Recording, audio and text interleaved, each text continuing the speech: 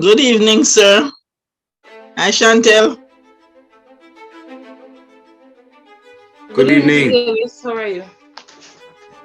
I'm good. The guys must have taken the time off, sir, because I think you're having a birthday party, so you're not coming.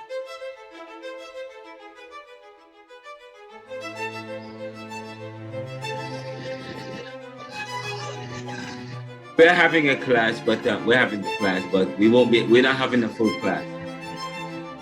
Okay, sir.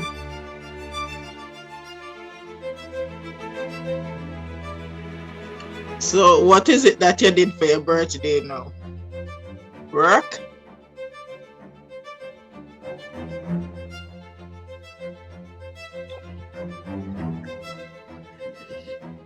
Oh my God. Chantel will tell you all I do is work. Okay. I work a lot. In America, that's all they do, work.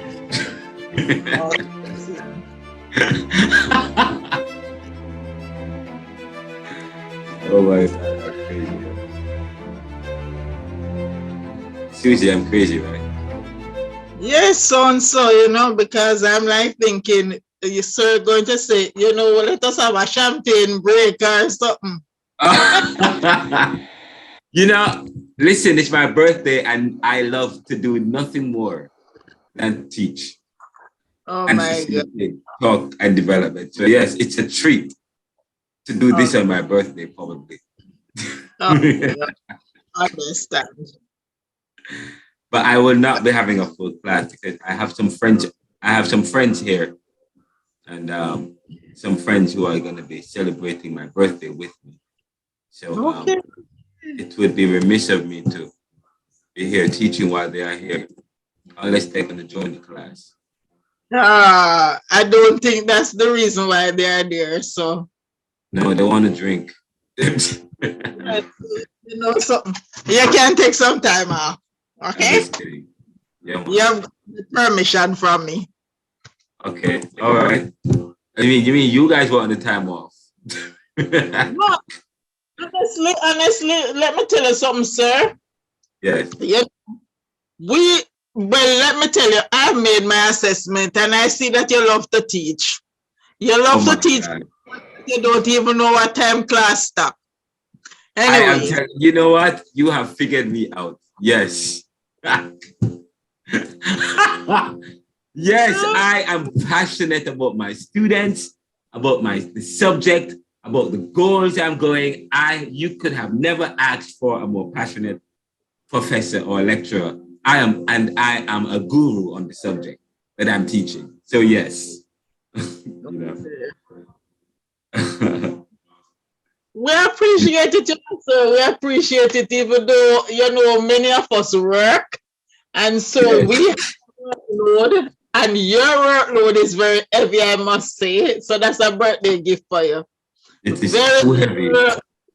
It is too heavy. It is too heavy. But the head of the department said to me, Renaldo, you need to get. My friends are all concerned. They think I work too hard and I need help. They said that no, they think, and yes, I do work hard. I really do. But I'm trying the thing is, when you have a particular goal, my goal is super normal. I have a goal like Jeff Bezos. You know Jeff Bezos? Say that again? You know Jeff Bezos? No, I don't. My goal is to accomplish what Jeff Bezos accomplished. Jeff Bezos owns Amazon. Oh my God. Okay. And Jeff Bezos started Amazon in about 1996 or something like that. And when he started it in a garage, and people thought he was crazy. Mm-hmm. Okay, but he became the richest man in the world, the guy who owns Amazon. Yes. So that's your goal, to be in line with the richest man in the world? Indeed. Well, probably not. I mean, no, to be honest, it was never my goal to go to the University of Pennsylvania. I didn't. Mm-hmm. It was never my goal, but I ended up going to UPenn, which is, UPenn is one of the top 6 schools in the US, one of the top 10 schools in the world. It was never my plan to do that. It was never my plan. It happened that way. Okay. So, I mean, God keeps taking me places that I don't plan. So, and I am doing things that can land me there. So, yes, it may land me there. So, I am not saying that that's where my plan was, but I don't know. God seemed to be taking me places where I have never planned to. My life is completely not what I planned it. And I'm giving God thanks for the experiences I've had. But, but to be honest, when I was a little boy at 17 years old, that's what he told me. And I said, ludicrous, but it's happening. Okay, so, what can I do? I just have to just follow God, wherever he takes me. Well, you know something, sir. I'm a Christian woman, and I really love to go where God is leading as well. So, because of the age I'm at right now, whenever he's leading you there, just carry me, all right?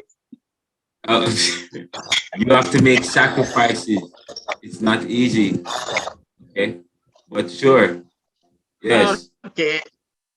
Sure. If you are, Okay. we'll talk about it. I didn't get to talk to you guys. Did you guys sign the petitioners yet? Did you sign the petitioners yet? Sir, sir, I don't even know how to sign the petition. I keep looking at that thing. I don't know what to do. You just need to go on there and read it, and then it says to sign, put your name in on the right. I'll share my screen and show you guys how to do it. I'll talk about it a little bit. Okay, sir. All right, so others are here now. Everybody is in the class? Not everybody. Not everybody. Okay. Maxine apologized for that she won't be coming to class today because of her internet issues. So she might not join class today. She wants to apologize. Who is that? Maxine. She's not coming to the class today? Yeah, because she has internet issues. Internet? So she's sent in the group that she might not be able to come to class today because she has internet issues. But we're not really having class today. We're gonna finish. I'm gonna do like usually I'm not sure how long I'm gonna be, but my intention is not to be long. Yes, sir. So if she comes to class, by the time she comes to the class, we might not be here. All right, I'm about to begin right now. So I have a lecture prepared for you, but we'll finish it next week. But I'm going to actually try and start it a little bit for you guys. And I'll email it to you guys as well. It's PowerPoint. I didn't put it in PowerPoint, but it's in Word. But some of what I do is being published. So I don't want you guys to share the stuff I sent you guys. It's only for you guys. You can probably use, if you're going to use it in your own work, you have to ask permission or give me credit or source me. If you're going to use my words, fine, use it, but source me. Say you got it from the professor. But because some of it is being published, it's being considered for publication. But I'm going to begin the class about now. Let me do the slideshow from beginning. There we go.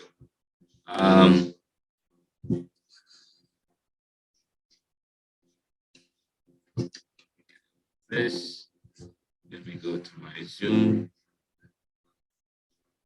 Oh, there's only 6 persons in the class. That's not a full class. I thought we had more than 6. Hold on, let me see. I'm gonna I need to bring this up real quickly.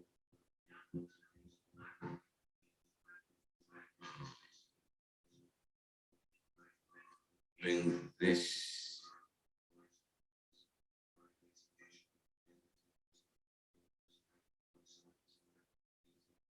Hold on, I'm bringing up a document. Give me a second.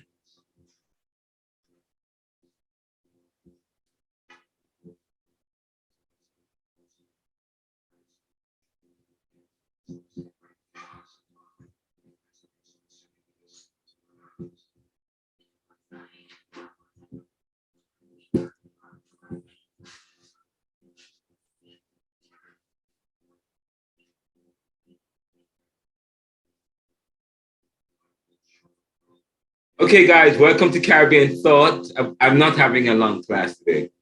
It's my birthday, and I am not going to be teaching class in my condition. I have been celebrating my birthdays. So how are you guys? To be honest, I have a really good class for you guys. I really do. Let me share my screen with you. I'm going to share my screen with you today because I did something. I'm a thinker. So I'm always thinking about how to improve on myself. I'm always thinking about how to improve. It says, I'm always thinking about how to improve. But today, I wanted to talk about Caribbean thought. I wanted to do a presentation towards developing a Caribbean.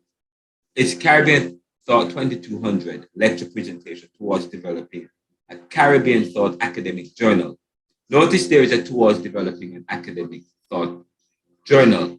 That is the goal. That's the plan, my goal, my drive is to get you guys to be thinkers and writers and contributors to academia. My drive is that JTS and those people who graduate from JTS will develop an active burgeoning core group of writers and publishers and so on and so forth who are actively contributing to academia and to thought. That, okay? My plan, my drive, my goal, that is what I'm hoping for when you guys leave here. Or what? Okay. But part of it also is to develop a journal. Sage Journal has asked me to develop a proposal to have an academic journal. An academic journal. And my proposal is to develop a Caribbean thought academic journal of young academics like yourselves. So that's the plan, to develop. So of course, so I have the Caribbean thought towards developing a Caribbean thought academic journal, where usually academic journals have editors, and then you have various contributors where your papers, your essays will be part of the journal, and we want it to be a yearly journal. So the summer semester and the summer and semester 2 of Caribbean Thought, your papers, your work will be featured in the proposal of the academic journal for 2023. And we will debut the academic journal this year. I hope my goal and my plan is that the journal will be out by the end of this year, featuring the best papers, the best works. So hopefully all of you will make it to the journal, if not at least most of you. But so that is what we want to achieve. When we're finished, you guys will be in a position to. That is the goal of the class, and I spoke about the outcome of the class, the learning outcome of the class. So I have the present. So it is Caribbean Thought 2200. The level we talk about, what level is the course? The 2200 level course, and the goal is towards developing a Caribbean. Notice the active part of this. The active part of the course towards developing a Caribbean Thought academic journal. Now, and the information the information provided is a summary of the important thinkers that we will reference in the course and who has made significant contributions to Caribbean thought. So what I did between yesterday and the day before yesterday, I produced a list of some Caribbean thinkers and their influences in chronological order. Well, not necessarily to the best. It's not completely in chronological order, but it's at least 85% in chronological order. Okay, 70%. But I produced a list which I'm going to send to you guys. You guys are going to enjoy this. It's a list of Caribbean thinkers and their influences in chronological order. And part of what I'm going to ask you to do, not in this class, not in next class, but later on, I'm going to ask each of you to do is to identify a particular thinker of the list that I present. Of the list, I'm going to send you guys the list. identify a particular thinker that resonates with you or that you are intrigued about, they don't know anything about, that you would like to do a research on. Okay, you want to do I would like each of you to pick one of the person, one of the contributors, one of the list that I'm going to present to you throughout the class. I mean, this class and next class. Identify a contributor and do a research or an essay, or it could be your research paper, it could be your group paper, but do an essay or an interact with that particular person. Okay, that might be very important for you. So when we talk about the timeline, the first one is the first. So now I wanted us to talk about it. We're talking about developing a timeline or important contributors. One is we normally begin with Arawaks to Africans, which really surveys the 1500s to the 1800s, which is a very important part of Caribbean history. And it is the 1500s, and the book surveys the 1500s to the 1800s. And it's quite interesting that the book is entitled Arawaks to Africans. But by the way, I had one of the best classes I've ever had in my life. I had a class yesterday I did a Caribbean theology class. A couple of students were there, not a lot, about 2 or 3. And then one remained. It was powerful. We talked about the Haitian situation. He will be at class next week, Monday. He's a student at JTS, Williams Leandre. And we went deep into Caribbean theology, introduction to Caribbean theology. So when we do introduction to theology in this class, I'm going to probably present a little bit of that video. It was quite powerful, and we talked about the Good Samaritan and the importance to help our brothers and so on and so forth. But Arawaks to Africans looks at the 1500s to the 1800s, and it's quite interesting that Arawaks to Africans does not talk about any connections that West Indian or the Africans or that the West Indians have with the Taino people. This period represents the historical transition in the Caribbean from the indigenous Arawak population to the arrival and the enslavement of Africans during European colonization.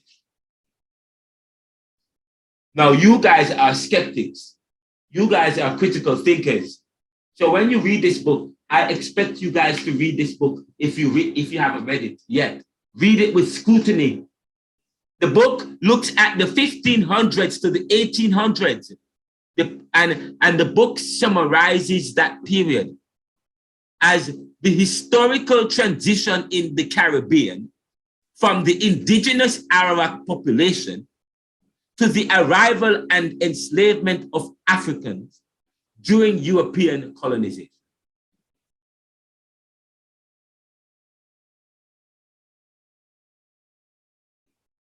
The book does not talk about, and there is really any documentary evidence that speaks to any connection that you or I, as the part of the West Indian man, have with that of the Arawaks or the Taino people. It is as if the Arawaks disappeared. And I say to you guys, when Columbus came to the New World, when Columbus came to the Americas, when he came to the Caribbean, there were other people here. There were other peoples. We know that. We know that. Arawaks, the Taino people. They were in Haiti. They were in Jamaica. Yes, they were here.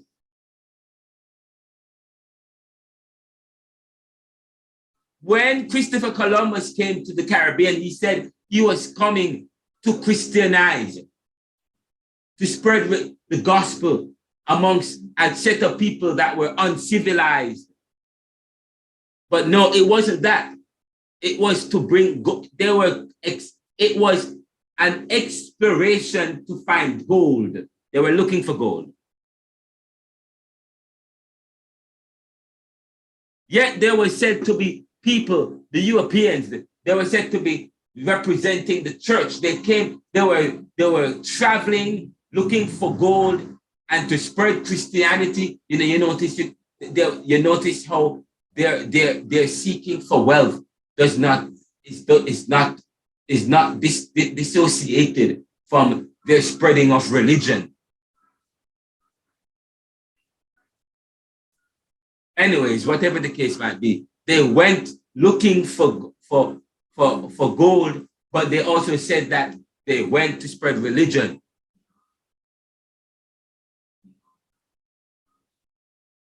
And when Christopher Columbus, he first came here in 1492. He came upon Haiti and Hispaniola, Santo Domingo, and other countries, and then he left and came back, and there was Jamaica and the other. I saw over.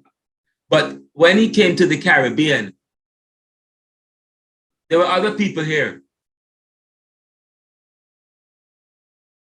The Taino people. Whatever happened to them? If you talk to the people in Haiti, talk to people in Jamaica, you talk to the people throughout the Caribbean, except for those in Guyana, because Guyana, they still have some Taino people there, but the other Caribbean islands, it seems that it is as if they all but were wiped out. They disappeared. They disappeared from the islands. And if I were to ask you, whatever happened to the if I were to ask you whatever happened to the Taino people, yes, go ahead. Yes, so we are in suspense as to what happened to the Taino people. What happened to them, sir? Because all along I'm of the knowledge that they were murdered, they were raped, some drowned when they went underwater, because I was told that the Europeans had the men underwater searching for pearl and things like that, and they spent such long time underwater and drowned. So is it that something else may have happened to them that we are not aware of?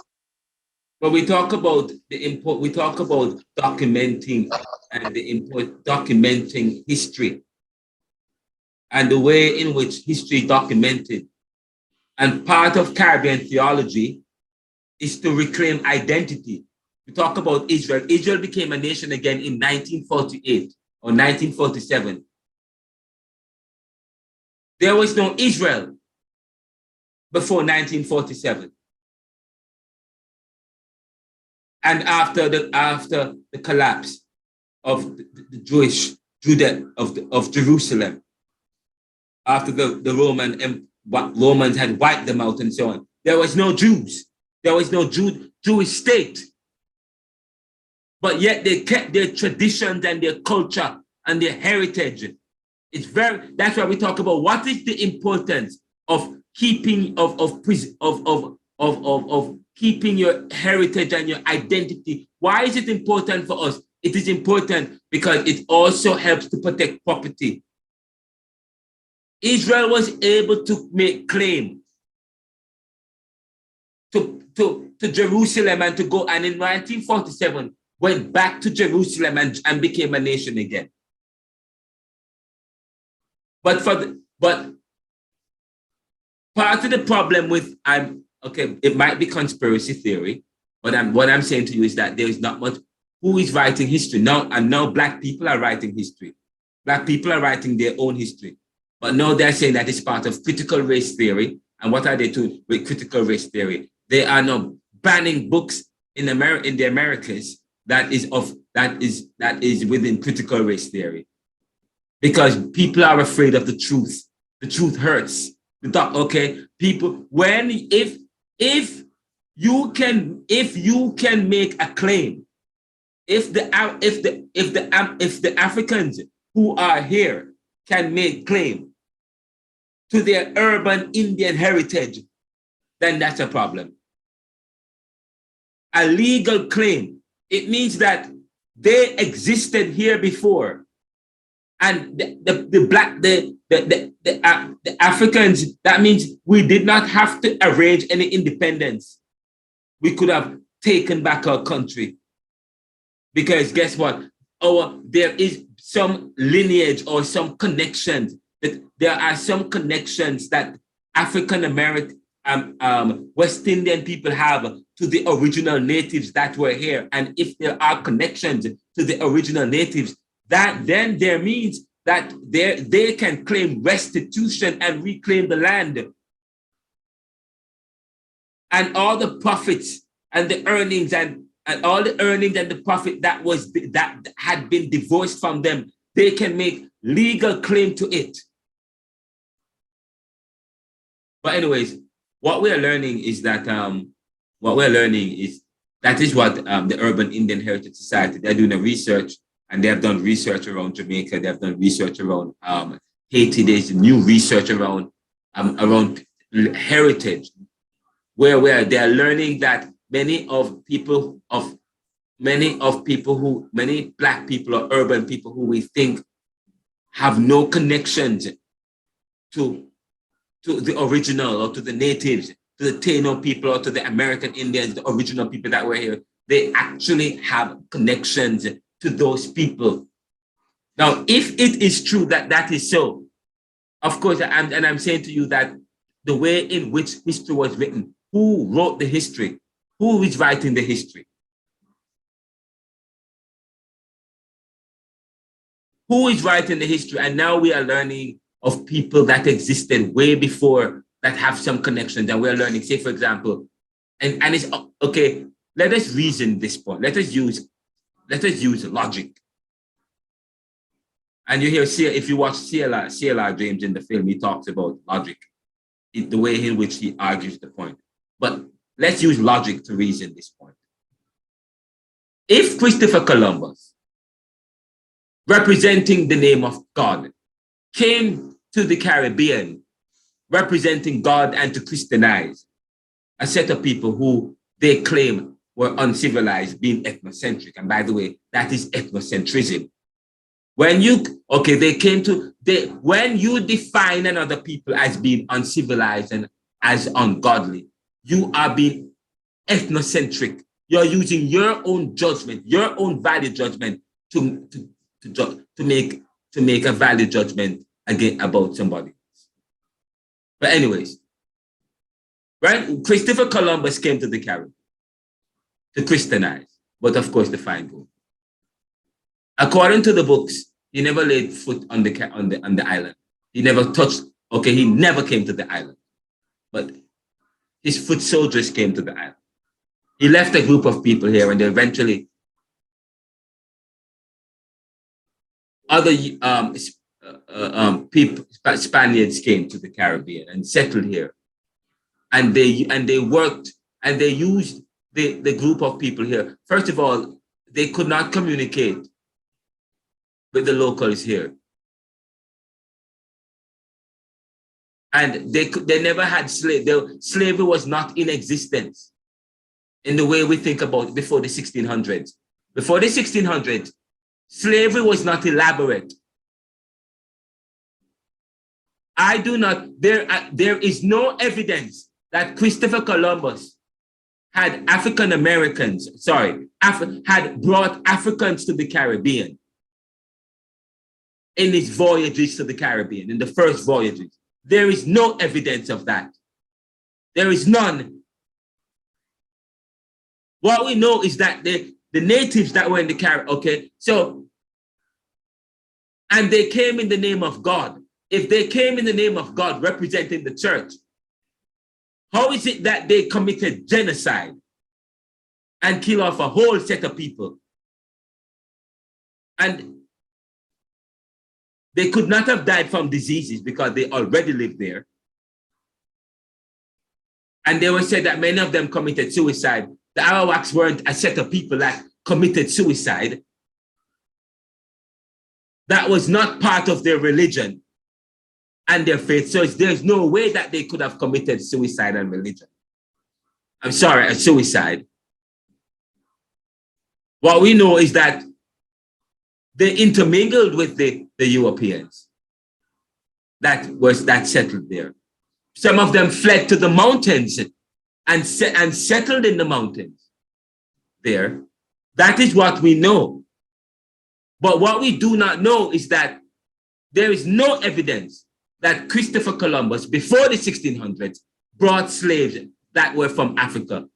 Because there was no triangular trade, and there was no trading happening between the Caribbean and Africa at the time, not until the 1600s. Though it stands to reason that there could not have been slaves there who were from Africa. If there were slaves, yes, go ahead. Sorry, there's two persons saying that they're in the waiting room. They can't enter the class. And who? Oh, Judy. Yeah, Judy, she can't enter, but she's in the waiting room, and there's another person as well. So I'm not sure if there's a if they can't, I'm not sure why they're not. I am in class. Oh, they're here. I'm in class. When you use the link that's on the online platform, you go in a waiting area. Oh, okay. I'll have to update. We'll update that. By the way, I'm making a very important point here. I don't want to miss the point. I don't want to miss it. I'm making a very important point, and I want you to follow the point, follow the logic. There is no reason why. It stands to reason that there is no way that the Christopher Columbus or the Spaniards that settled were from Africa.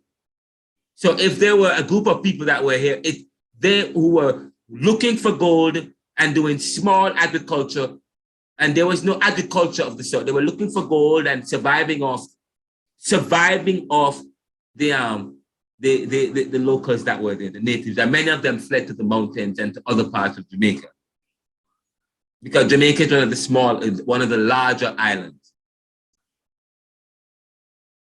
So by the time the English came here, and just so you know, the Spaniards, when they came to when Columbus and the investors from Spain and the Europeans, the Spanish realized that there was no gold in Jamaica, they left.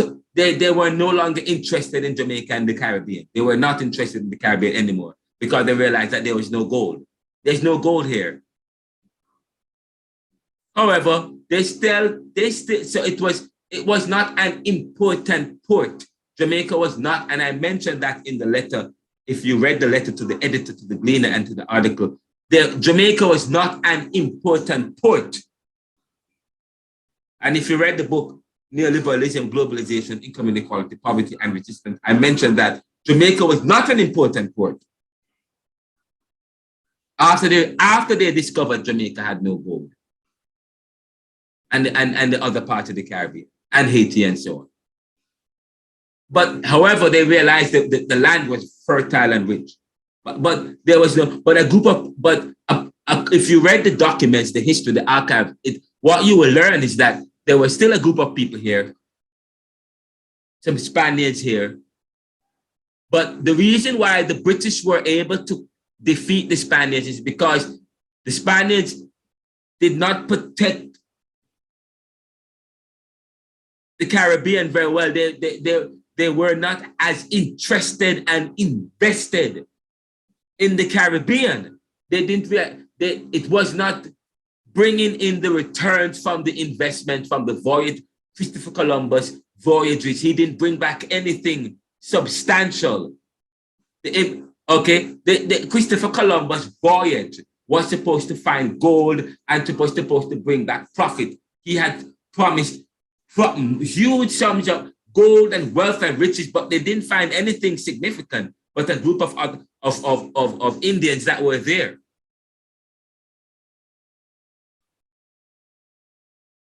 Now, it was not until after the 1600s, in 1655, so there were some infightings. The Spanish crown couldn't care less what was going on in the West Indies. The Spanish crown, they couldn't care less what was going on in the West Indies. So what happened? Okay, so the Caribbean was up for the taking. And there was some infightings between the local Spanish Caucasians who were mistreating the natives that were there, who were mistreating the natives, the Indians and the other natives there. And so they had to go to and so the church, so there was a religious presence there. There was a Catholic presence there. The church was there. There were Catholic priests that were there. They had a local congregation there, and they ensured that the natives were not that their rights weren't abused. That they ensured they kind of helped to protect and to preserve them. And there was a lot of infighting between the church and the locals. But by the 1600s, the British had invaded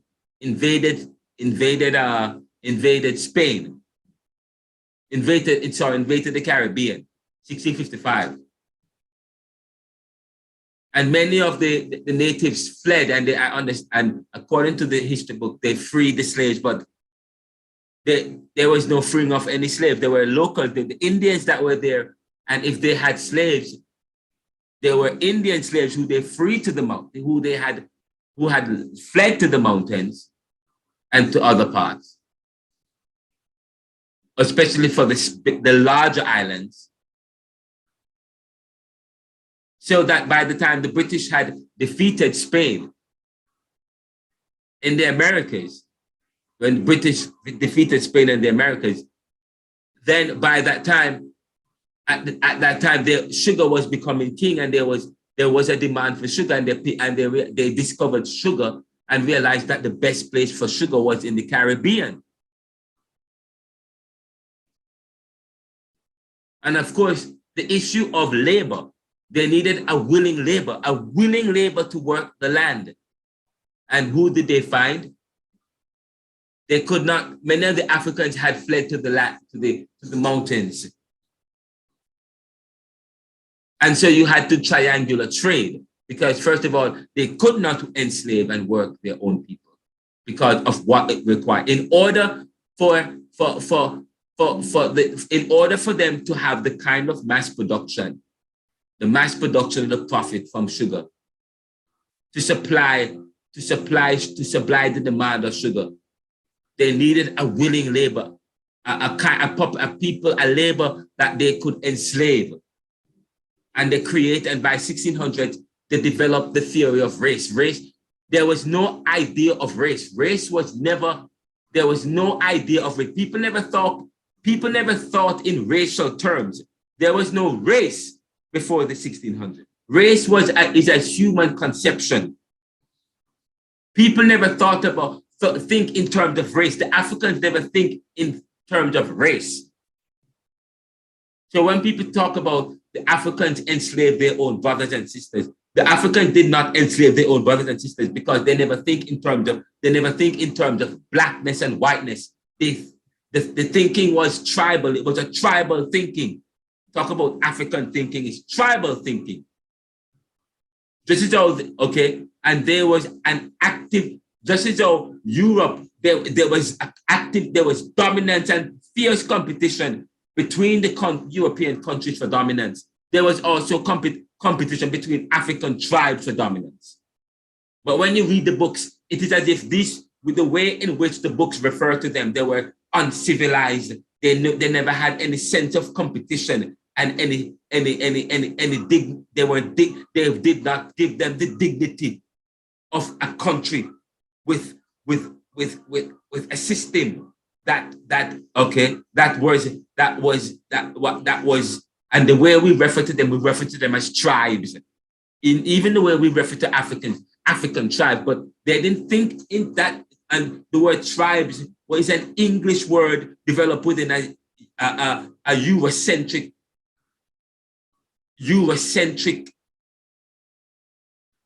ideology and thinking and language that this deposes anything African not good. The religion is not good, so we look down on voodooism, we look down on Obia, we look down on on Rastafarianism. The language is not good, so we don't embrace the dialect and the Creole. Okay, and we have a system. Our system is based on your ability to speak the English language and to speak like the Queen or the King. So we have developed within that psyche that nothing black no good. But anyways, that's not the point I'm making. The point I'm making here is that the Africans, so the British brought, so the British, not the British, the Europeans, when sugar was there was a demand for sugar, a worldwide demand for sugar, the discovery of sugar, of sweetening, and you know, the tea, everybody, they love their tea in England and in Britain, and they love their tea, and they love their spices and they love the tea. Of course, in East India, there were the spices, but of course, in the West Indies, there is no sugar. And so now you have sugar. There was a demand for sugar. Okay, they don't have gold. The Spanish never had any use for the Caribbean and the West Indies, but the British had use for the West Indies. They had the kind of land that they could use to produce sugar, but they needed a willing labor force. That, of course, there was no, by the time they came to the New World, there was no labor. They could not enslave the population there because the people, the Arawaks had fled to the mountains and to other parts. But of course, you don't find this conversation is conspiracy theory or from a kind of logic, what they would say would be forced logic. But I'm saying to you that this is the kind of critical thinking that exists today and research, that there is no reason. When you read the history, you cannot find any when you do your lineage, you go to ancestry.com or you go on. There is no connection with the Arawaks, but yet still, okay? And there is no plausible reason that anyone can offer that would suggest why we don't have any, why would anyone would argue that the Arawaks or the Tainos just disappeared. There is no reason why Christopher Columbus did not admit to committing genocide. He did not. And he said, and they came in the name of God to spread Christianity. So there is no reason why we would subscribe to an argument to suggest that the Arawaks or the Taino people were wiped out by Christopher Columbus and the Europeans or the Spanish. The Spanish don't, nowhere in the Spanish history you will find that. But it is as if the conversations and the arguments around this is mute. There is no conversation. Why is that so? Why is that so? And I tell you so, and I will tell you, could it be that let's finish the conversation.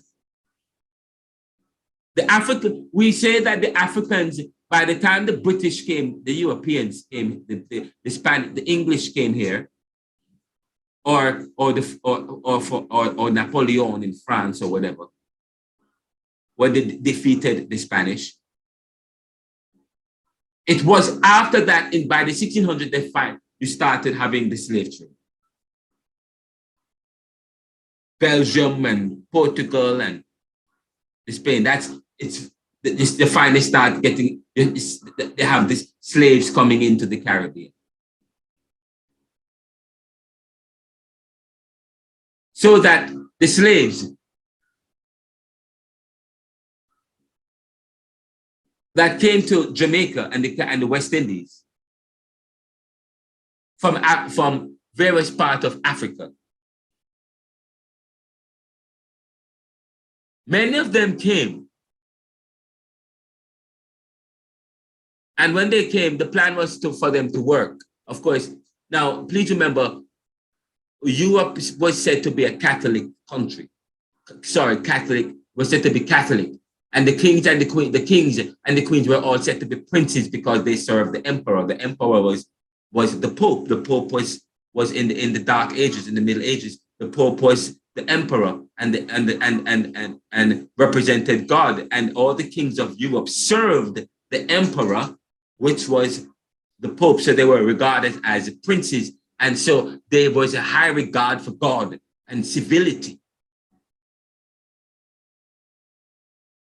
And they came in the name of God, and there was always the priest that the priest that represented the Catholic Church, that went on voyages and that accompanied the merchants and the sailors and so on and so forth, to ensure that standards are kept. So when the priests, when they were about to embark on slavery, the slave trade, what they did first was to redefine the Africans. They said, okay, where are we going to find slaves? Okay, where are we going to find labor? They needed a willing labor, a labor that could necessitate mass production. And they found a willing labor, but they first had to justify to their people why they could enslave a whole set of people and treat them the way they did, treat them as property. Treated them as property. They were seen as property.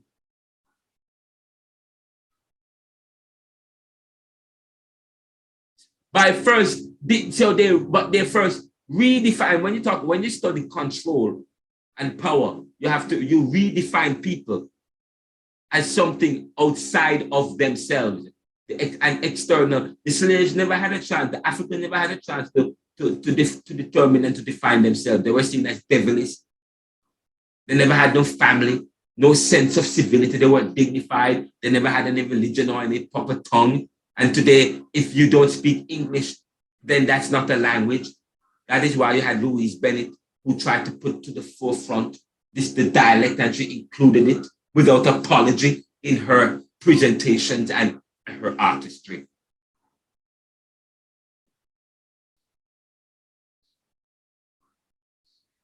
And people like Bob Marley and the Rastafari movement, that many, and we're going to talk about that later when we think about Christian theology, Caribbean theology. I mentioned that yesterday in the Caribbean theology class that I teach.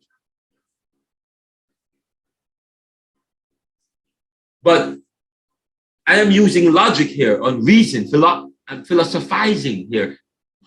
They had to in order to embark on to enslave a whole set of people, the merchants and the dominant class, the status quo, in order to justify it, they had to first come up with an argument. They had to, oh, these people are savages. They started putting people in race, Black race and Aryan race and so on and so forth race. And say, oh, these people are second, they're like monkeys or apes. They're second, they're property, they're not real people, they're devilish and so on and so forth. Justifying now why they would bring them from Africa in the way that they did in the Middle Passage. Bring them in order to embark on sugar production.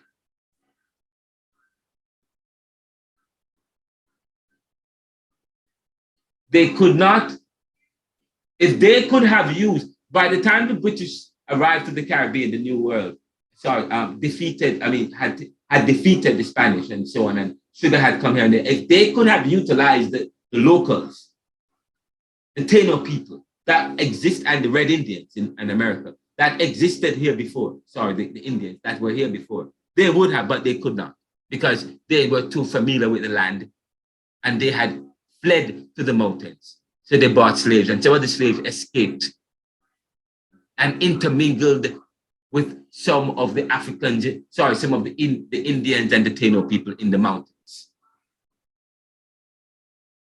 But when you study history, when you study Arawaks to Africans, the Arawaks have died out, and now all you have is Africans. And the Africans and the people in the West Indies today when you study their history and their lineage, there is no Arawaks. It is as so. So therefore, when we think about Haiti, Haiti got independence in 1804. But what is unique about Haiti? Haiti took their independence, unlike any other any other Black country, unlike any other country in this Western hemisphere and in this modern world. What is unique about Haiti is that Haiti is the first Black country that defeated a European, a sophisticated, advanced European country. Napoleon and the French were seen as one of the most sophisticated, had the most sophisticated armies in the world. And here are the Haitians, Toussaint Louverture and the Haitians who were from Africa. Christopher Columbus landed on Santo Domingo, in San Domingue in 1492. And you're telling me by 1804, there was a revolution that led to the independence. By 1804, I'm telling you that the Africans and the enslaved people in Haiti, they must have been very sophisticated. They must have come from a particular African tribe that involved the most intellectual, the warriors and princes and chieftains. Because of course, they got the best and the brightest from Africa. Probably. And they also got help from people in the mountains. And of course, Dottie Bookman, who was from Gambia, from Africa, who went from Africa to Jamaica and escaped from Jamaica and went to Haiti. And he was a voodoo priest. He went from Africa to part of the slave trade to Jamaica, and then from Jamaica to Haiti.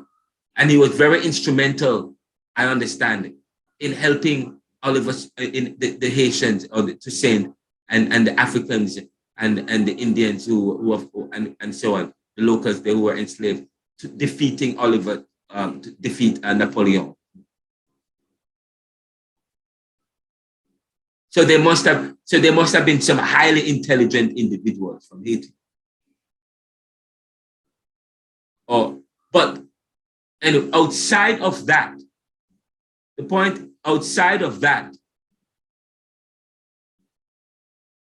the Africans, when you look at history, there is no documentary evidence. It is as if the Africans you'll find them that in Guyana, Guyana you'll find them. Suriname in Belize, but in part of the West Indies, in Jamaica, Trinidad, probably Trinidad and Tobago, Bahamas, and in much of the Caribbean and Haiti, you don't find the Arawakan connection there. Why is that so? And I'm saying to you, could it be from strategy? Because you do not. Why is that so? And I say to you, could it be that, but if you study history, you look at what's going on with Israel. There is no reason why. So Columbus does not admit to killing off the Arawaks. So why would people write in history? Why would we readily and easily believe that the Arawaks had all but disappeared? Why would we easily believe that? And why would that be documented? Why would we want to write that in history? Unless to preserve theft and to protect theft. I talk about theft. To preserve theft, to preserve your ill-gotten gain, to prevent any claim against what you have stolen, to protect your claim against what you have stolen. We talk about the Israelis and the Jews, and how they were able to preserve, how they preserve their tongue, they preserve their language, they preserve their culture, and they preserve their heritage. And thousands of years later, they were able to go back and reclaim Israel or part of Jerusalem as part of their own. And now they live there and they occupy there as a nation state again. And I say to you that that's part of the problem. Could that be part of the problem? Where it's easy for us to, okay, first of all, if the Africans, the people, Black people from the West Indies, or who are predominantly of African descent, can't go back to Africa to claim anything, because first of all, Africa was dominated by Europe as well, and outside of that, Africans don't readily claim West Indies people as Africans, unless you're from Jamaica going to Egypt. To Ethiopia.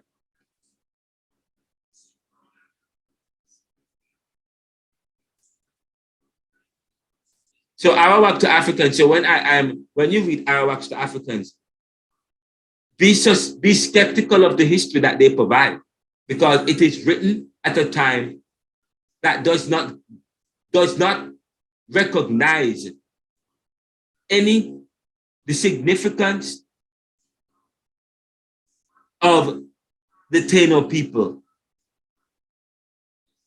and their preeminence and their presence on the island beyond the 1400. It is as if they never existed. And all we have are Black people. So I say to you, the problem is if Africans, or if the formerly enslaved people who are now independent can point to any lineage to the native people of this land, then they're independent. Then they don't need to claim to arrange any independence. That means their independence is not justified. In other words, what they need is restitution from Europe, from Europe. Because their people, their heritage, it was their land in the first place to begin with. It was our land, or we bear some connections to the people who were of this land, who owned this land. So when the Jamaican got independence, there is no independence because, first of all, it wasn't our land in the first place, because we are Africans. We never came. Okay, there were other people who lived there before us. We came here. Now we talk about Haiti. Haiti was the first African country to fight and got independence. They never got in. They took their independence. They never got independent. In Jamaica, we got independence, but in Haiti, they took their independence. And so, as a result, because they fight for their independence and they took it, France said, "Well, listen, it was not your land. We brought you there from Africa. Okay, it was our land that we got after defeating the Spanish. So it's our land, and you stole it from us. So you need to give us some money. Okay, you need to pay us 90 billion, or I don't remember, some billions of dollars." In 1804, no country recognized Haiti as independent. They said you have to give us billions of dollars in order for us to recognize your independence. Billions of dollars in order for us to recognize your independence.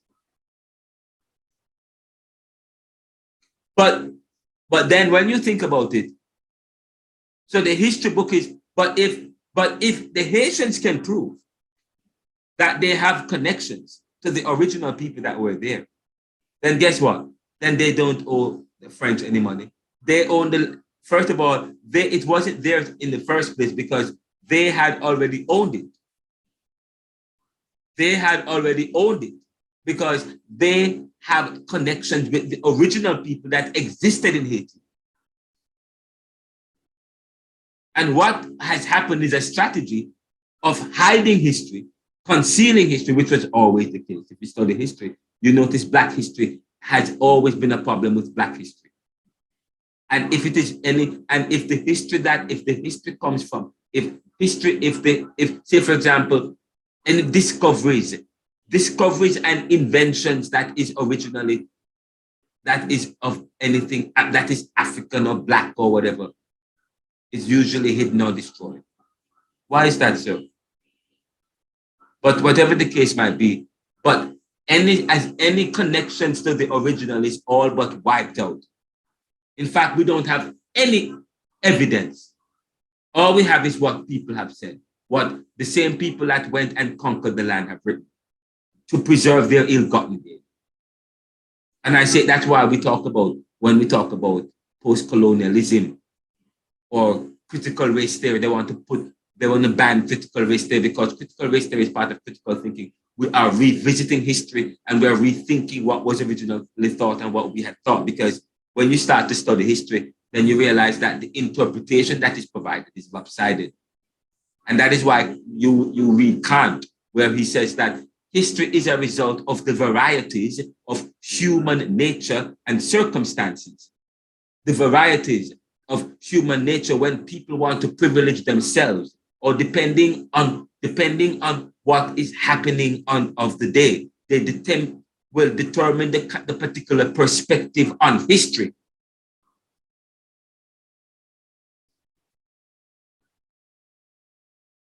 But when you look at Arawaks to Africans starts from the 1500s to the 1800s, and it's the period, it represents the historical transition in the Caribbean from the indigenous Arawak population to the arrival and the enslavement of Africans during European colonization. The Arawak indigenous people were the original inhabitants of the Caribbean islands before the arrival of Europeans. With the establishment of European colonies, including the Spanish, English, French, and Dutch. And there's also African slaves. They said, now listen to it, it says African slaves were brought to the region to work on plantation, leading to significant demographic and cultural changes. Listen, the Arawak indigenous people were the original inhabitants of the Caribbean islands before the arrival of Europeans. With the establishment of European colonies, including the Spanish, English, French, and Dutch, African slaves were brought to the region. Okay, fine. So they were brought to the region, but what happened to the indigenous people?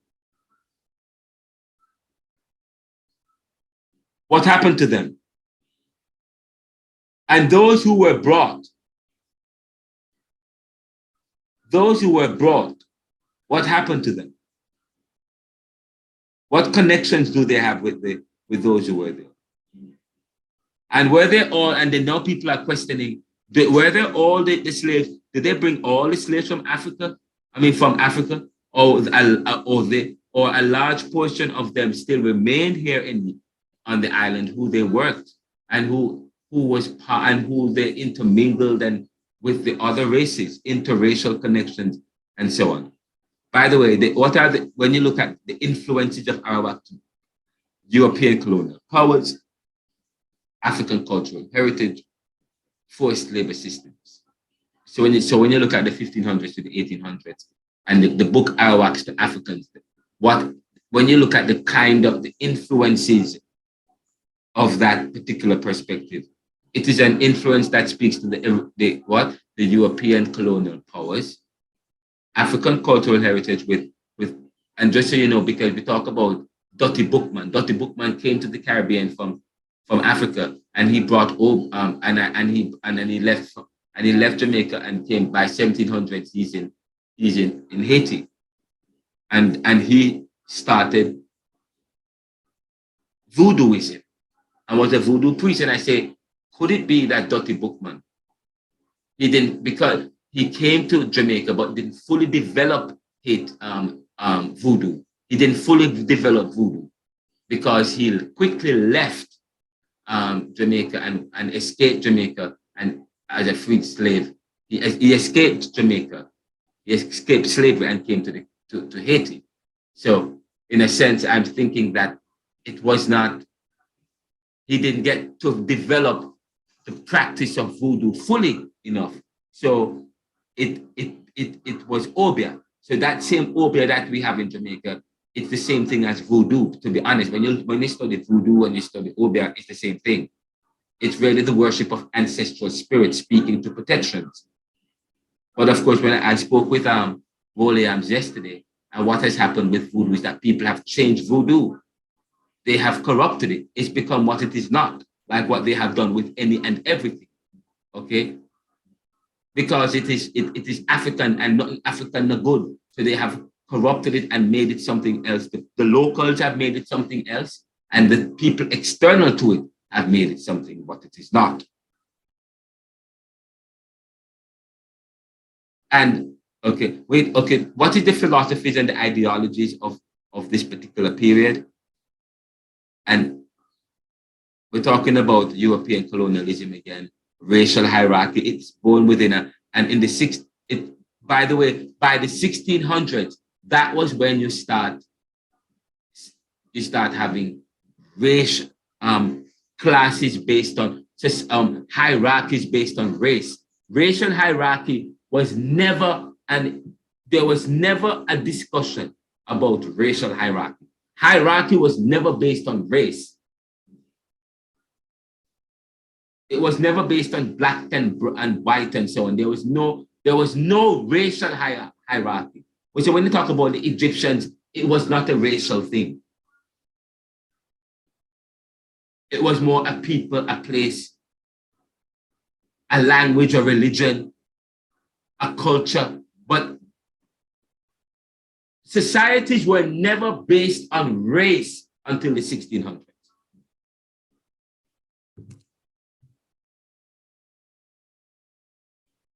Now, what I have always said to you that when you study Caribbean thought, which is diverse thinking that have come to shape Caribbean thinking, you have to look at what has influenced the thinking behind Caribbean, because you can't study Caribbean thinking in a vacuum. Because I said to you, Caribbean is part of the Western civilization.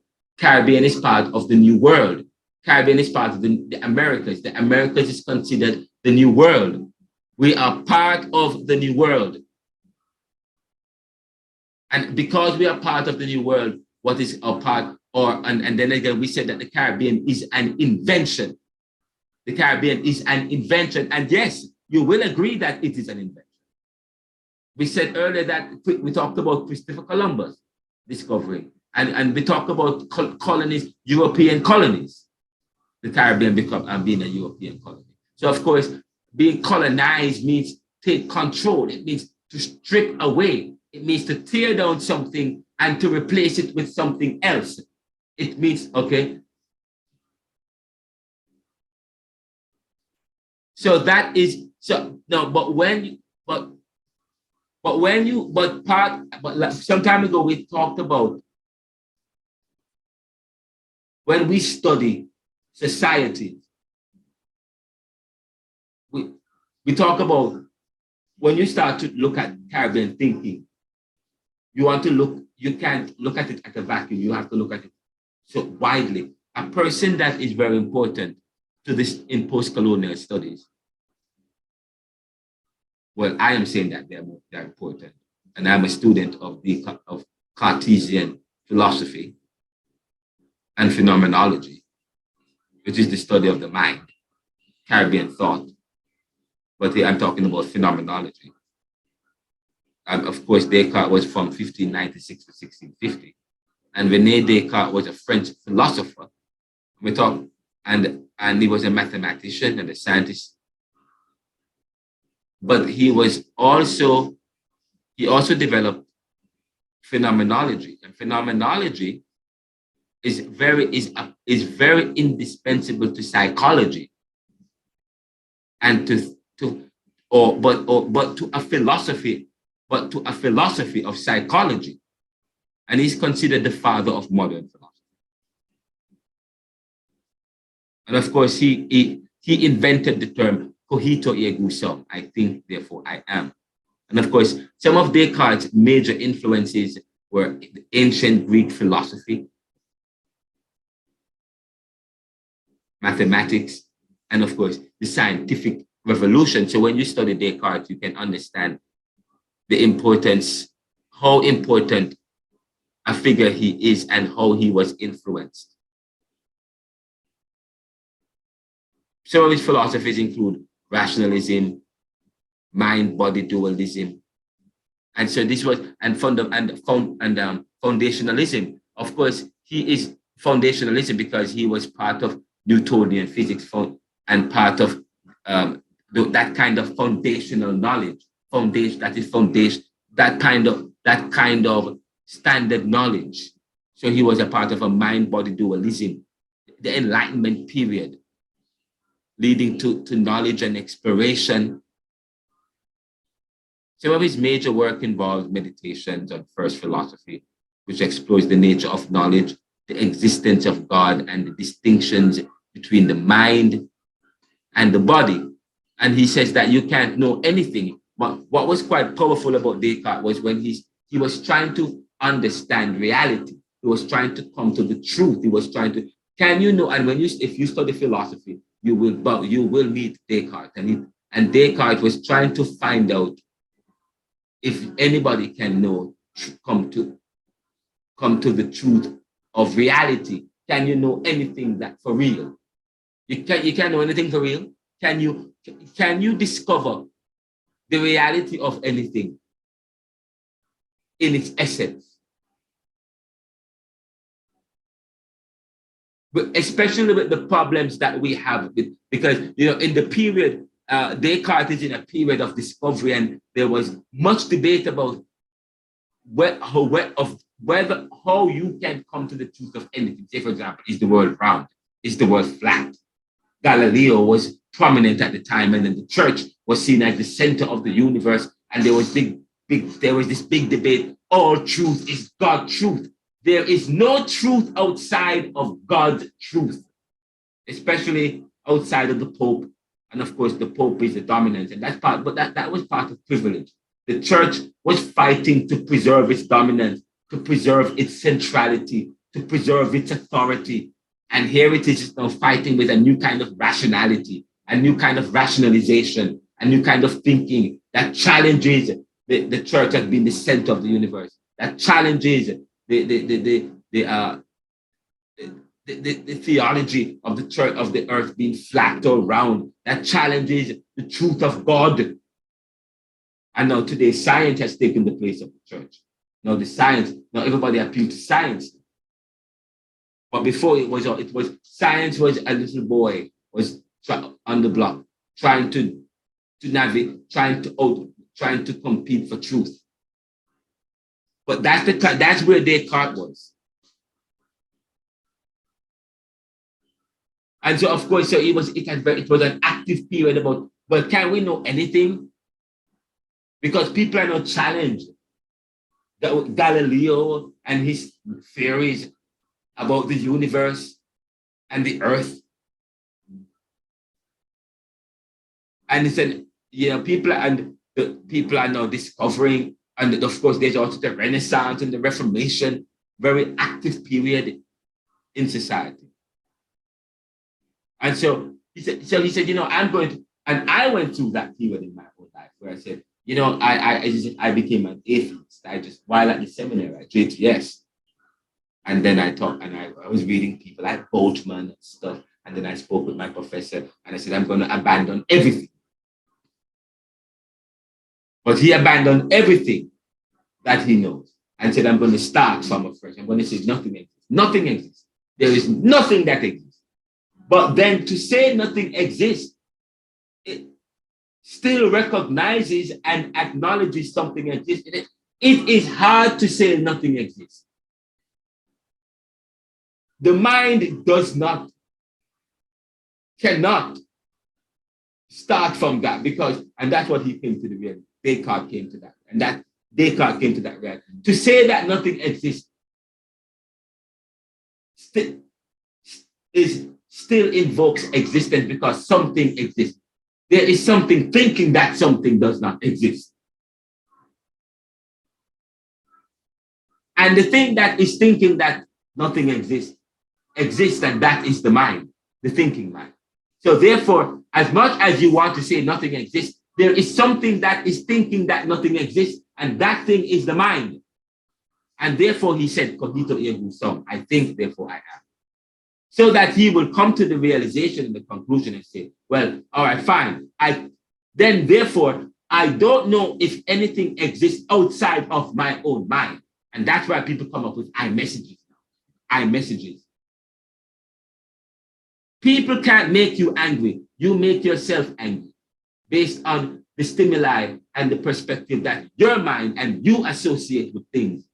Because one person may react one way to a particular stimuli, but you and another person react another way, which stand to reason that you and people aren't responsible for the feelings that you associate with external stimuli, because you attach certain perspectives and thinking to it. Because based on, remember what Descartes says, I think, therefore I am. Therefore, you don't know anything outside of your own mind. That's where our messages came from. Our messages from a psychological concept that and also a conflict resolution concept or mechanism. That's where it came from. Phenomenology, Descartes. That's where it came from.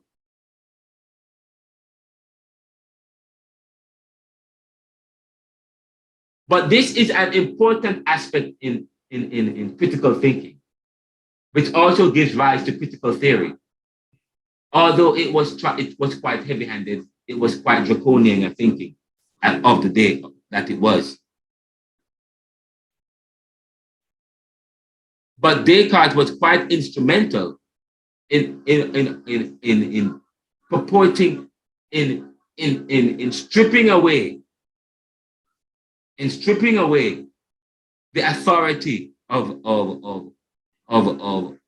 the mind, in stripping away truth, all truth, stripping away the authority of the church, stripping away this objective truth, objective knowledge, objective truth, in the sense that one must always acknowledge one's subjectivity when one imposes or provides a perspective, even me or even I. And of course, there's one of the persons that and after Descartes, you have Kant. And Kant wrote the book Kant on History, which is a book that I love. And Kant was from 1724 to 1804. 1804, he died in 1804. That was when you had the Haitian Revolution. And the Haitian Revolution, which led to the Haitian independence, was in 1804.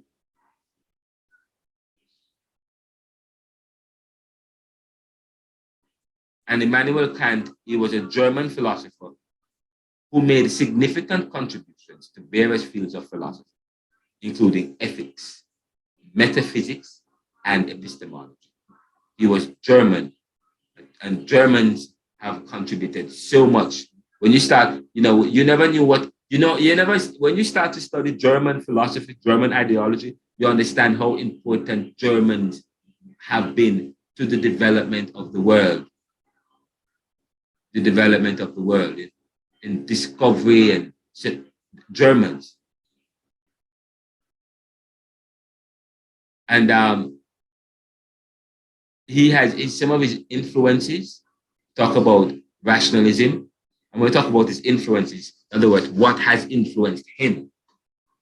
The field of rationalism again, because we're in that area of Renaissance and Reformation and the era of period of rationalism, rational thought, rational theory, empirical theory, using a kind of evidentiary knowledge to arrive at truth, empiricism, Enlightenment philosophy.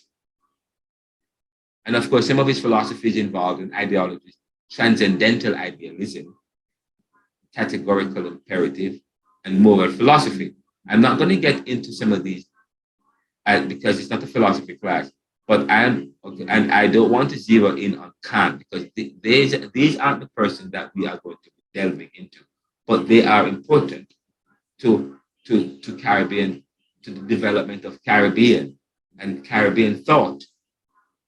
But some of his major works included The Idea for a Universal History with a Cosmopolitan Purpose, which discusses the nature and purpose of human history from a philosophical and not a religious or scientific basis. But yet, philosophy has helped. There's a philosophy of his science. We talk about his philosophy, and it is in this work that he challenged Newtonian physics as being of which in help has as informing the law of thermodynamics, and question whether or not we can take as truth Newtonian physics as gospel, Newtonian physics as law that helps to shape Western civilization, as if it is anything that, without taking it anything outside of what it is. Human understanding and creation of life.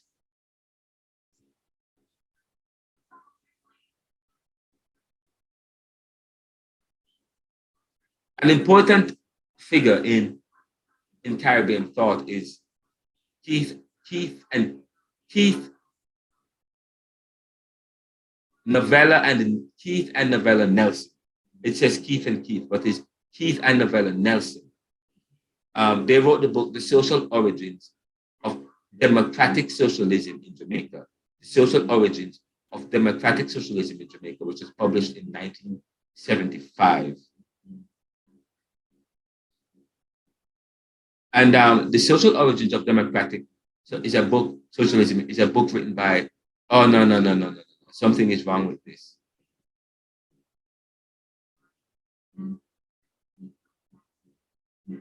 I'm sorry, this is not correct. That's not correct. That's why I'm so happy I didn't send you that. That's not correct.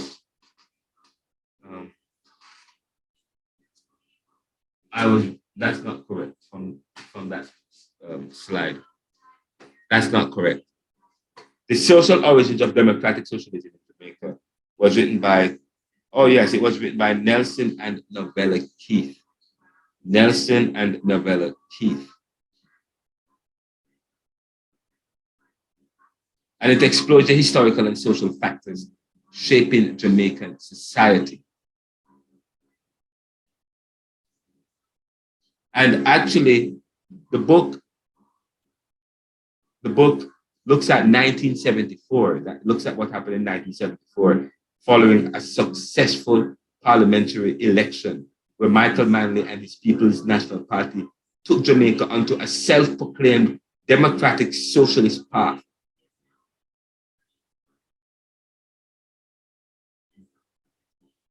Now, democratic socialism failed, according to the book, prior to the subsequent electoral defeat of the PNP in the 1980s. And the book explored whether or not the short-lived experiment has evoked considerable interest among development scholars. Now, Keith and Keith challenged current interpretations of Jamaican events and develop an alternative theoretical model for national populism. The book is quite powerful. It's really quite powerful, without dismissing the negative machinations by the United States, international mismanagement, and a variety of other problems. What Keith and Keith argue is that the events in question speak less of a failure of socialism than of the fragility of a nationalist or national class alliance that coalesced temporarily amidst a crisis around the new politics. Because while incorporating radical impulses from below, as well as socialist policies, the new politics, which is democratic socialism, was rooted in liberal democratic strains. And we talk about liberal theology or Black liberation theology or the liberation movement that had evolved historically in ways that could accommodate these impulses. Now, the Manley Project can be better understood as the management of peripheral capitalism rather than a Of course, and many people would disagree with me. Many people would disagree with me. But was more a peripheral capitalism rather than a budding socialism for which there were few supports in the society. Many people thought that Michael Manley was a socialist, and his cronies, but they tried to implement socialism, but it wasn't successful. He was friends with Manley and used the language of the day, but it was a popular argument to appeal to a sentiment and to a people that would probably vote for him, or to maintain power. Is that true? I don't know. That's something for us to discuss. In 1887 to 1940, another important figure in Caribbean thought is Marcus Garvey. And Marcus Garvey was a Jamaican political leader. He was an entrepreneur. He was a Black nationalist who advocated for the empowerment and unity of African descendant people worldwide. And some of his influences include Pan-Africanism. He was influenced by Pan-Africanism. He was influenced by the Black nationalism. He was, well, according to some, he was influenced by Booker T. Washington, and you will see Booker T. Washington. That's why I'm telling you, you cannot, when you study Caribbean thought, you have to also study Pan-Africanism and this American civil rights movement. And Stokely Carmichael grew up a part of his life is in Jamaica. And he was an American activist that helped to start the Black liberation movement here in the US.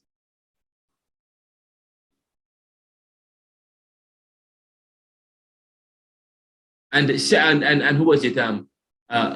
Malcolm X grandmother grew up in Jamaica. Was from Jamaica. And you have strong connections between the Caribbean and other countries in the Americas. So, but what has happened is that it is as if it's difficult to find the truth, but now people are finding the truth and people are writing about it. But what are they doing? They are banning books that speak into these issues.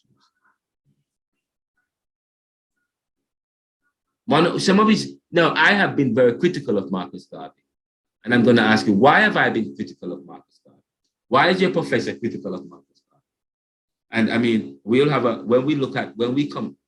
today we're looking at an outline. So we're not delving into the topic of resistance. One of the topics that we were dealt with, and it is also in the book, I think in Neoliberalism, part 2 of the book is on neoliberalism. But in chapter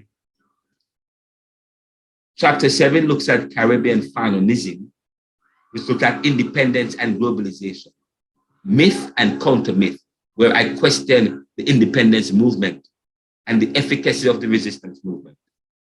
And I ask the question, what's the fate of national liberation and post-colonial reconstruction? And what conclusions can we draw from Fanon on the efficacy of a nation's political independence and its ability to reconstruct itself as a sovereign and developed country? More so, when you look at Marcus Garvey is part of the resistance movement. So the question is, how effective is the resistance movement for global justice?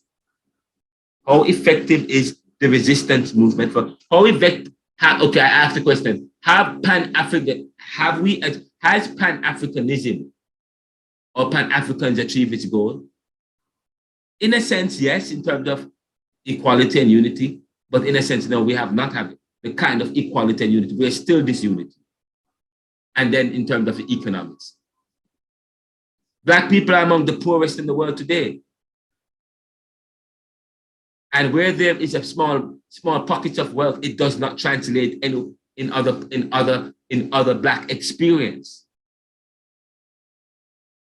So I write in chapter 9 of the book, the limitations of Black nationalism and Garveyism. And we're going to talk about that in this class. What do I mean by the limitations of Black nationalism? And I'm going to talk about Garvey's fascist ideological roots. So I'm going to say to you, There was some fascism in Garveyism. There was some imperialist, capitalist, Eurocentric ideological predilections in Garveyist methodologies, which seems to, all it does is to support what Trotsky and Trotskyites have always said. That says society is about class and how classes compete. And all that happens is tension between class, where one class will fight another class. And when they finally dominate, they will become dominant, and they'll do the same thing, continue their discrimination. That's all it is. Society is just about that. Society is about racial or class tension, okay, tension between the classes. And there is no justice that's going to have happened, because classes are competing, because we live in a very competitive world where there is no regard for the other in a very competitive world. And all that will happen is that one class will replace the other class, and they will ensure that they will preserve their dominance by putting a system in place that ensures that their position is protected. That is pessimistic. That is hopeless. That is, now, is that true? But I say to you, that is the kind of suspicion that characterize humanity, that has helped to prevent the kind of hope that we are seeking. No, that we are seeking, we're looking for. Now, by the way, one of Garvey's major work is Declaration of the Human Rights. We know he started UNIA. He also started a newspaper, one of the first newspaper. He started one of the first black political parties in the first black political parties. George Padmore was another critical thinker, and he's from 1903 to 1959. So you could tell that he didn't live very long. 1903 to 1959. And George Padmore was a Trinidadian-born Pan-Africanist. Trinidadian-born Pan-Africanist. The next time I do I have 51 slides. This particular presentation has 51 slides, and it is meant to be completed in two classes. And then I have another slide that looks at important terms: Pan-Africanism, nationalism, neoliberalism, socio-political theory, socio-political economy, Caribbean okay, communism. So and that's going to be another 51 slides. So we will get a chance to define Pan-Africanism some more. We'll delve into that some more. But he was a Trinidadian-born Pan-Africanist and communist political activist, writer, and organizer. And he was influenced, of course, by the Pan-Africanist movement, Marxism, like your professor, who is influenced by Marxism. And when you think about Marxism, please don't think about it in a very general way. You do your own research about what Marxism really is. You read Karl Marx, Das Kapital, which he has 3 big volumes. You read it yourself. I read it, the entire Karl Marx. When we think about, we talk about Michael Manley, he was not really a socialist or a Marxist. I mean, he embraced or incorporated, and many of these countries embraced Marxist views, but they weren't real Marxists. Because Marxism is not about totalitarianism. Marxism is not about that. Okay? Marxism is not Stalinism.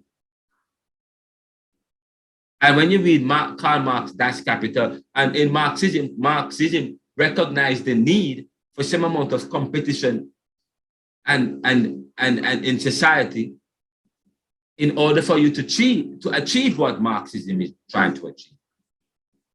This utopic society of equals. But of course, the problem with Marxism is that there is no room for privilege and position and power.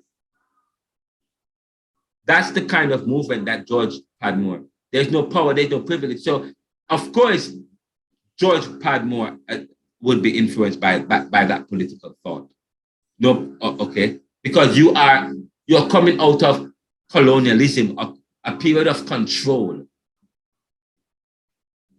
a period where you are treated as nothing. And Marxism promotes something that is completely different, about equality, a utopian society of inclusive people. And of course, anti-colonial movements, like Frantz Fanon. Of course, Frantz Fanon died in 1955, I believe, in 1955. So I said, these powerful guys all died around the same time. Of course, part of his philosophies and ideologies include internationalism, anti-imperialism, socialist revolution. His major work, Pan-Africanism or Communism, which was in 1956, which explores the relationship between Pan-Africanism and Marxism and argues for their compatibility. Notice, George Padmore wrote a book in 1956, and notice he died in 1959. Frantz Fanon wrote Wretched of the Earth in the 1950 or something like that. And by 1951, he died.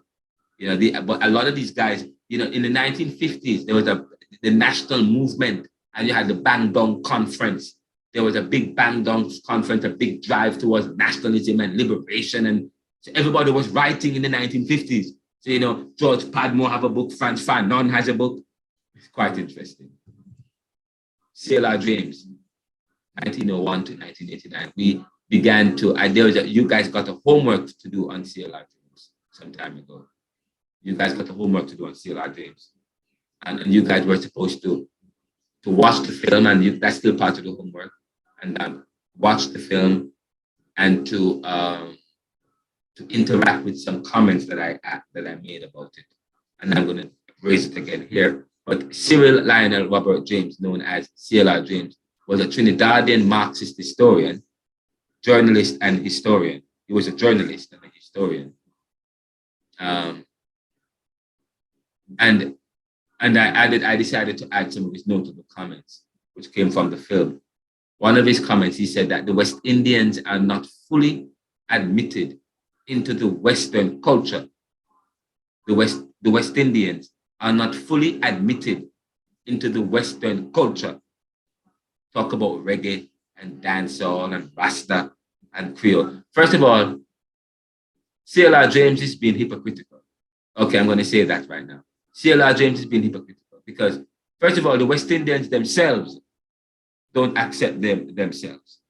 They have been so colonized that they are so British, they are so European, they themselves don't accept.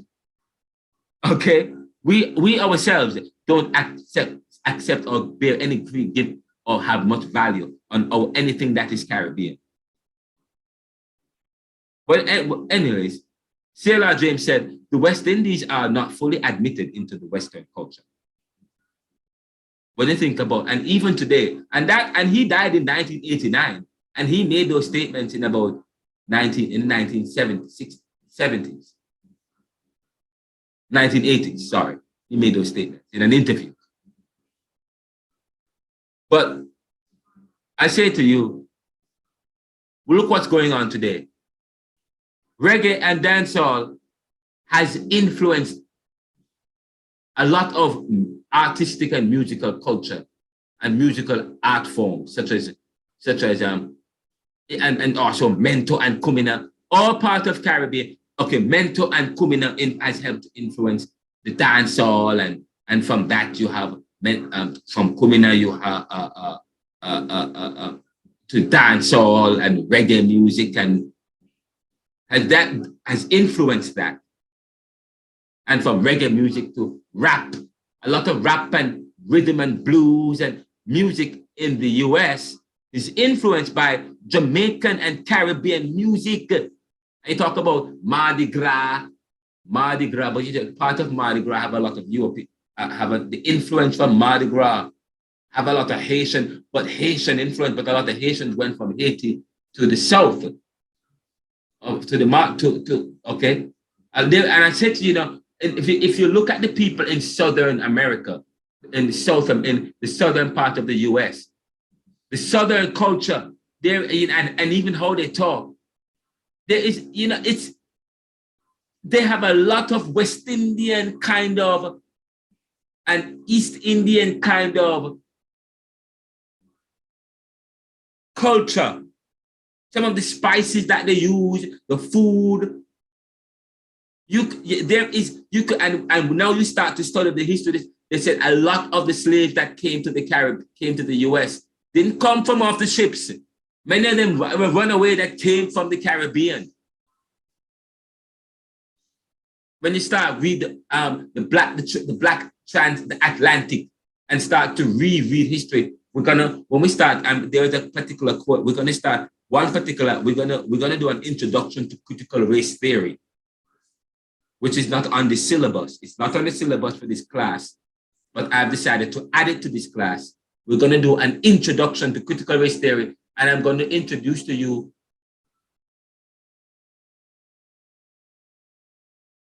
some new thinking about race and what we are now, what Black scholars are now saying in critical race theory about what was never been said about African history and their resistance and their travels and mobilizations and so on and so forth. And their art forms and their language and their culture. We're going to talk about that a little bit.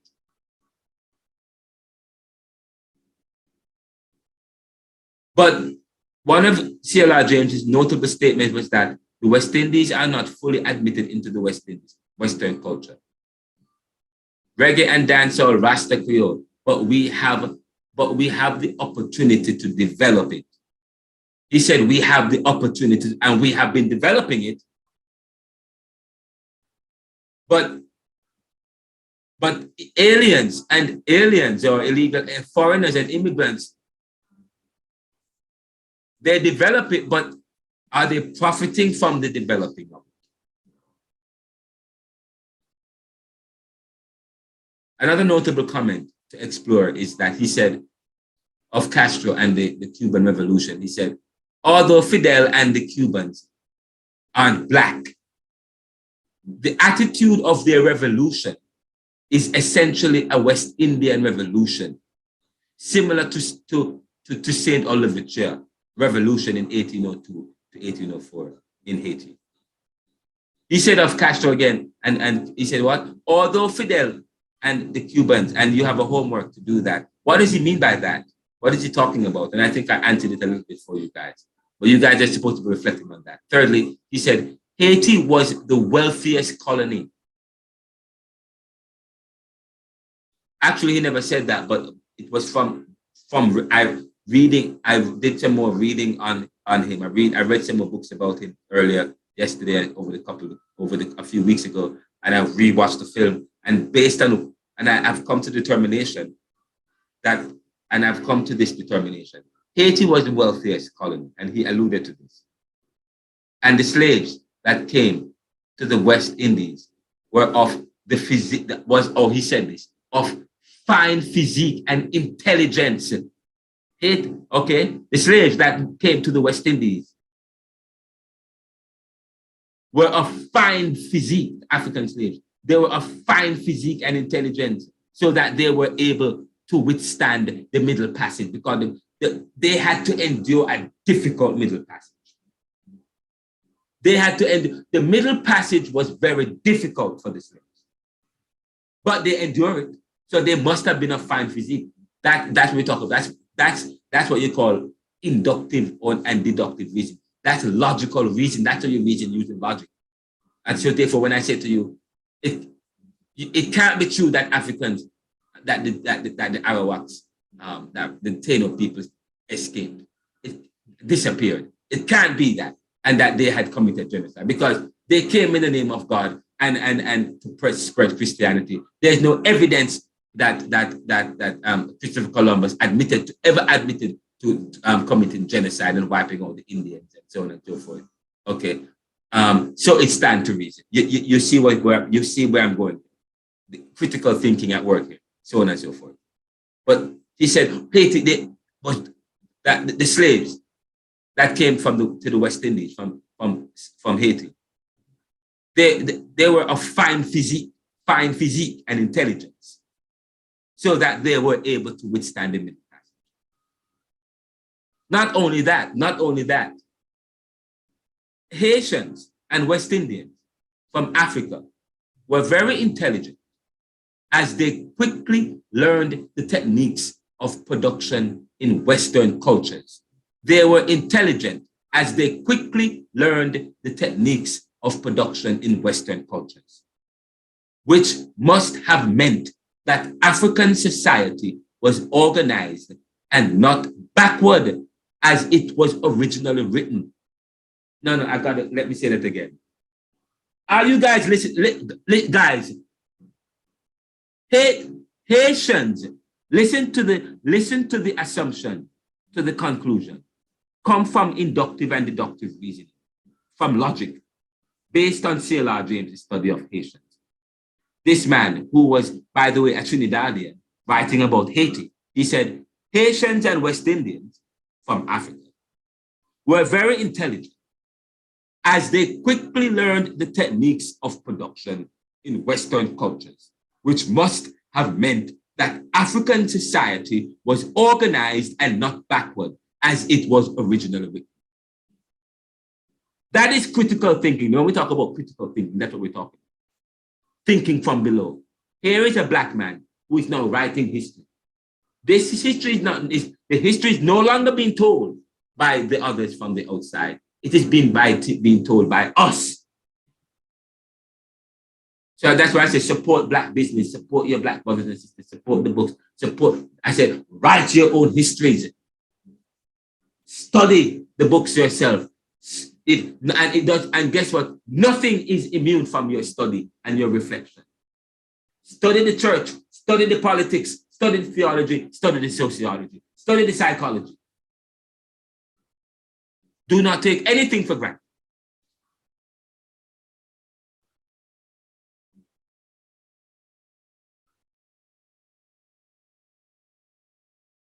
Haitians and West Indians from Africa were very intelligent as they quickly learned the techniques of production in Western cultures, which must have meant that African society was organized and not, they were a backward society. And when you think about, by the way, and I added this part, When I started, I got an epiphany in terms of, in my thinking. Europeans took the best. That means they must, because they said that, he said, C.L.R. James said they were of fine physique. So I said, Europeans took the best and brightest and strongest slaves then. The best, the brightest and strongest slaves from Africa. Many were princes and warriors, abducted in tribal wars, stemming from the European strategy and deal during the triangular trades. Again, the Europeans took the what? The best and brightest and strongest slaves. And they took them. Please remember that there was an exchange, there was a deal between the African countries. I'm not going to say tribes anymore. The African countries. The African countries and the Europeans, they had a deal. But the problem is the same deal that one European country made with one African country, they made with the other African country. So when one African country thought that the deal was exclusive, where they will get guns and they will then invade and plunder another and wage war with another African country and steal their people, because the Europeans they weren't familiar with the land very well, so they made a deal with an African country, and they made a deal for them to go and plunder and steal steal the people from the other African country.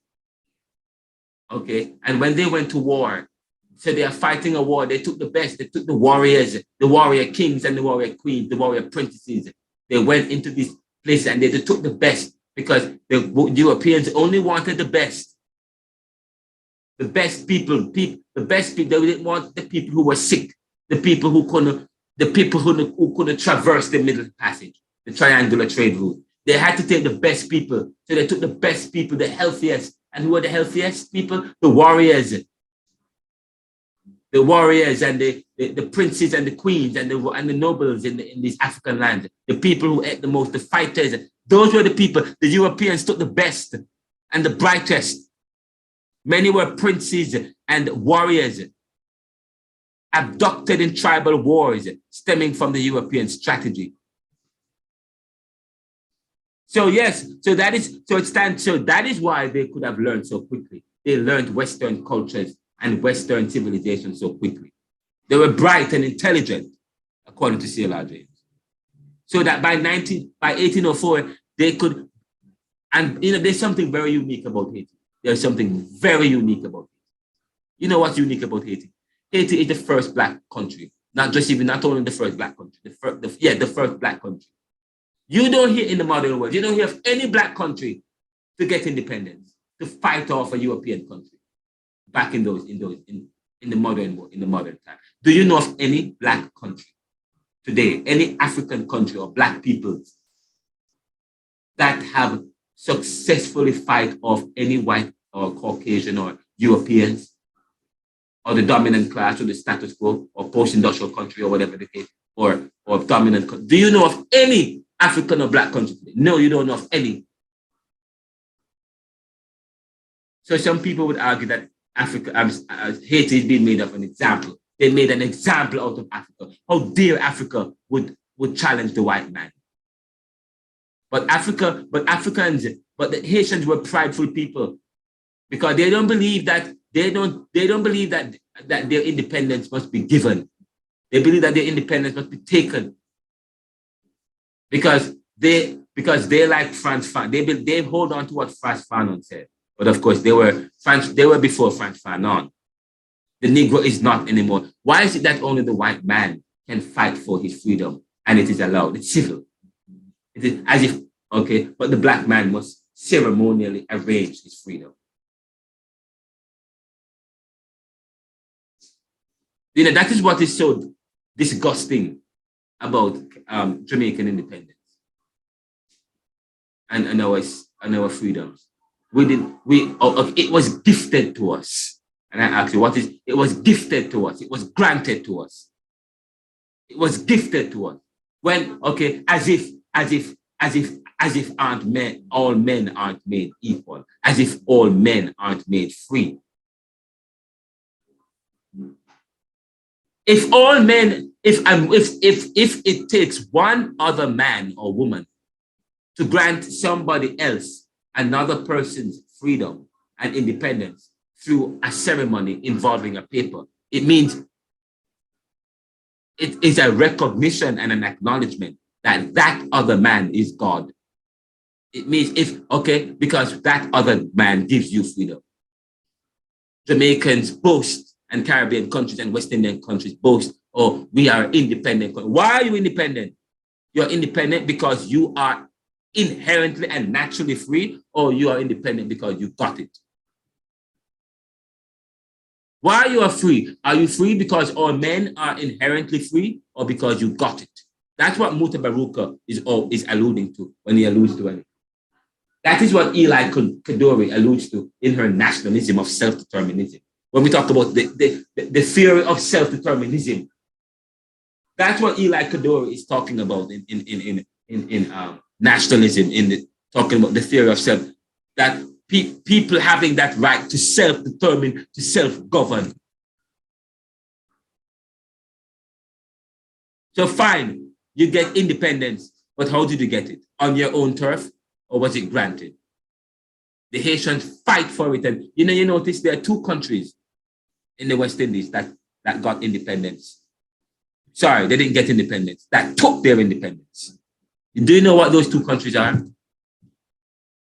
Two countries in the West Indies that got independence. Do you know what those two countries are?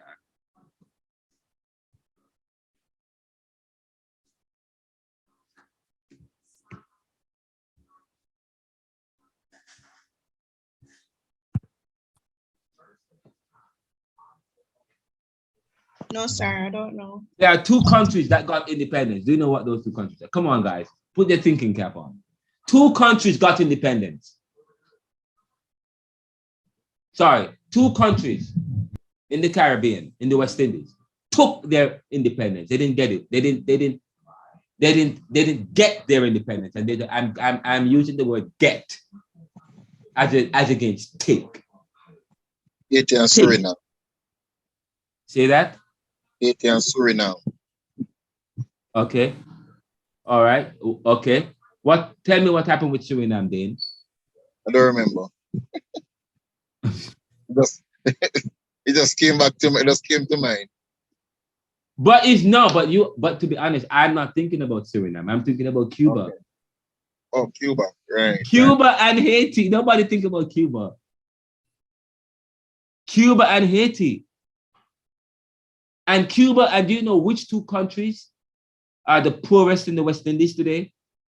What two countries are the poorest in the West Indies today? Haiti and Cuba.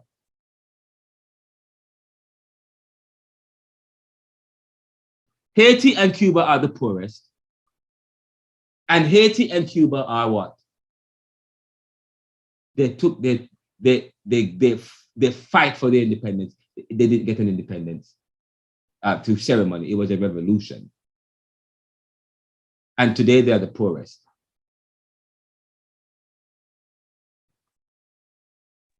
Why, sir? I'm happy you asked me that question. I'm happy you did. I knew you were going to ask me, but okay, but you see how I am thinking here? You see critical thinking at work? You see how when you are writing, I say when you see how you get epiphanies? When you read widely and you delve into the thing, when you are passionate about information, about philosophy, then you start to think deeply about things, then you arrive at, and then you push it to its logical end. That came from thinking and rethinking what was previously thought. Like, wait, hold up. Wait, hold on. Yeah, but you are, wait.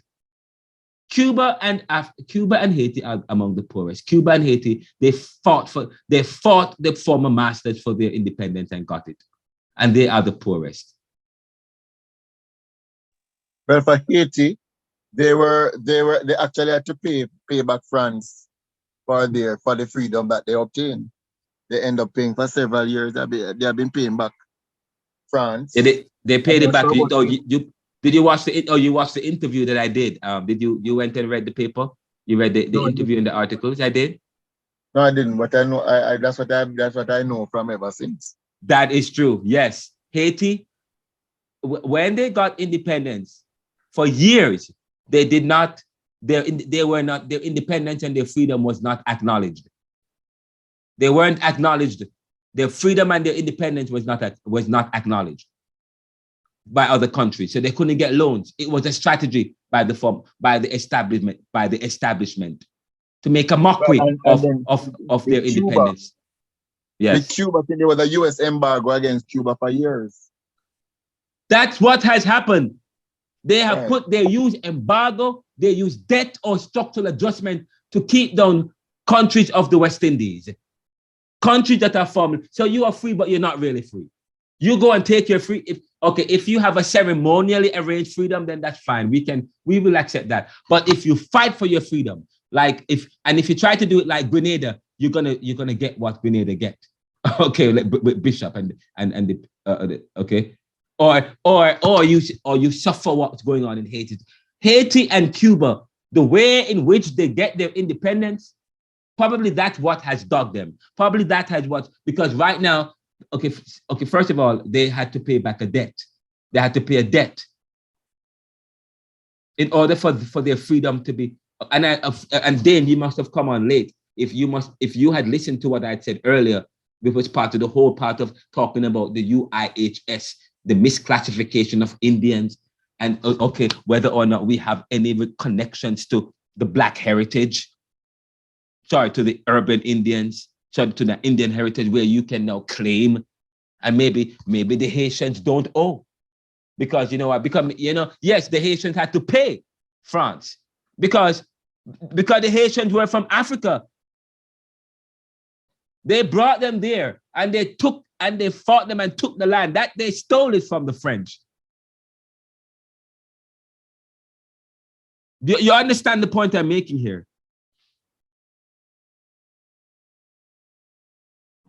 They stole it from the French. And so French is saying, you owe us because you took our land. It was not France or French lands. to begin with. Yes?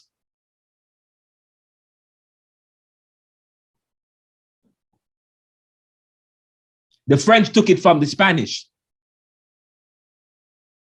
The Spanish took it from the Arawaks. But the Europeans, the Africans, they came here from Africa. And then within 200 years or so, they're already fighting the Europeans, one of the most powerful countries in the world at the time. Napoleon had the most powerful army. And that would have sent a message to the world. An African nation, or African Black people who are taught nothing good to come from Black people. And here, but they are winning. So they use debt or some strategy to hold them down. The debt and when you start to study, and some time ago I read the book Structural Adjustment in the Commonwealth Caribbean, written by Ramesh Ramsawan, who is a professor at the University of the West Indies, Caville. I don't know if he's still there. Beautiful book. Talked about how structural adjustment, what it did was it upended lives and systems, and it transferred decision making from the local to the global, from the global south to the global north. The global, we don't say developing, we don't say third world countries anymore, just so you know. And we say global south and global north. Again, we don't say global, we don't say developing, we don't say third world countries anymore. We say the global south, because third world is derogatory. Third world is part of the narrative of second best or less. Okay. So we are not third world. We're not part of the third world. We're part of the new world, or a part of the new world that is part of the new world. That was part of the old world. So we don't use the word third world anymore. We use the word what again? We use the word, what do we say? Global south. Sir, how do we determine whether or not we are global south or global north? I mean, we were global south, you are south of the equator. Countries that are developing, countries that are below, countries that if you're not post-industrial, if you are developing, then you are global south. Okay. So if you're a developing country, or if you're formerly the formerly third world country, they used to call us third world countries. But now, we're moving away from derogatory language, or language that discriminates or puts you down. Okay. So now we use the word global south instead of third world, countries of the global south. And in the book Neoliberalism, I make a distinction between the global south and the global north. In other words, post-industrial countries, or the former West, or the former European countries, Germany, the G8 and so on, Germany and so on, the former those countries, as against the post-colonial countries are considered the global south countries. Okay. Global south countries. But it is important for us to understand this important point about Haiti. Haiti and Cuba is two examples of countries about how they got independence. Outside of any other Caribbean island, they are the only two Caribbean islands that is among the poorest that is suffering from penetration. In fact, today, Haiti is not a democratic country. They are the first Black country. They are not just the first West Indian country. They are the first Black country in the modern day that successfully fight off the Europeans and won. And that's the problem. And not only that, Haiti has a lot of potential, but we live in a competitive world. The problem with the Caribbean is that the Caribbean can become competitive. The Caribbean can become wealthier than it is. The Caribbean is poised, have a lot of potential. But if the Caribbean become a juggernaut of the world in terms of its economics, then that means it will throw a wrench into what other countries are trying to achieve, because then it will affect other countries' GDP. It will affect other countries well. In other words, if Cuba does well, it's going to affect tourism as against Jamaica. In fact, some countries in the Caribbean like that Cuba is not doing very well. Because if Cuba does well, then they're going to rival other countries in the Caribbean tourism. So let's use that in terms of regionally, the Caribbean as a region can't do well when you think about it in a competitive, strategic way, because it's going to affect the America and Canada, and by extension, other countries, the post-industrial countries. That is why NAFTA was, say for example, the North American Free Trade Agreement.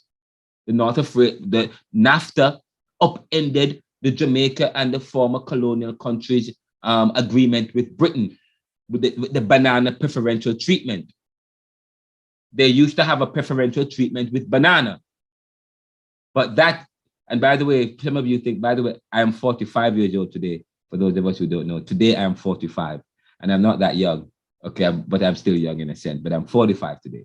But I remember that in the 90s, when NAFTA became when they invented NAFTA, and Bill Clinton, and NAFTA was the death of Jamaica's banana industry and the Caribbean bananas industry.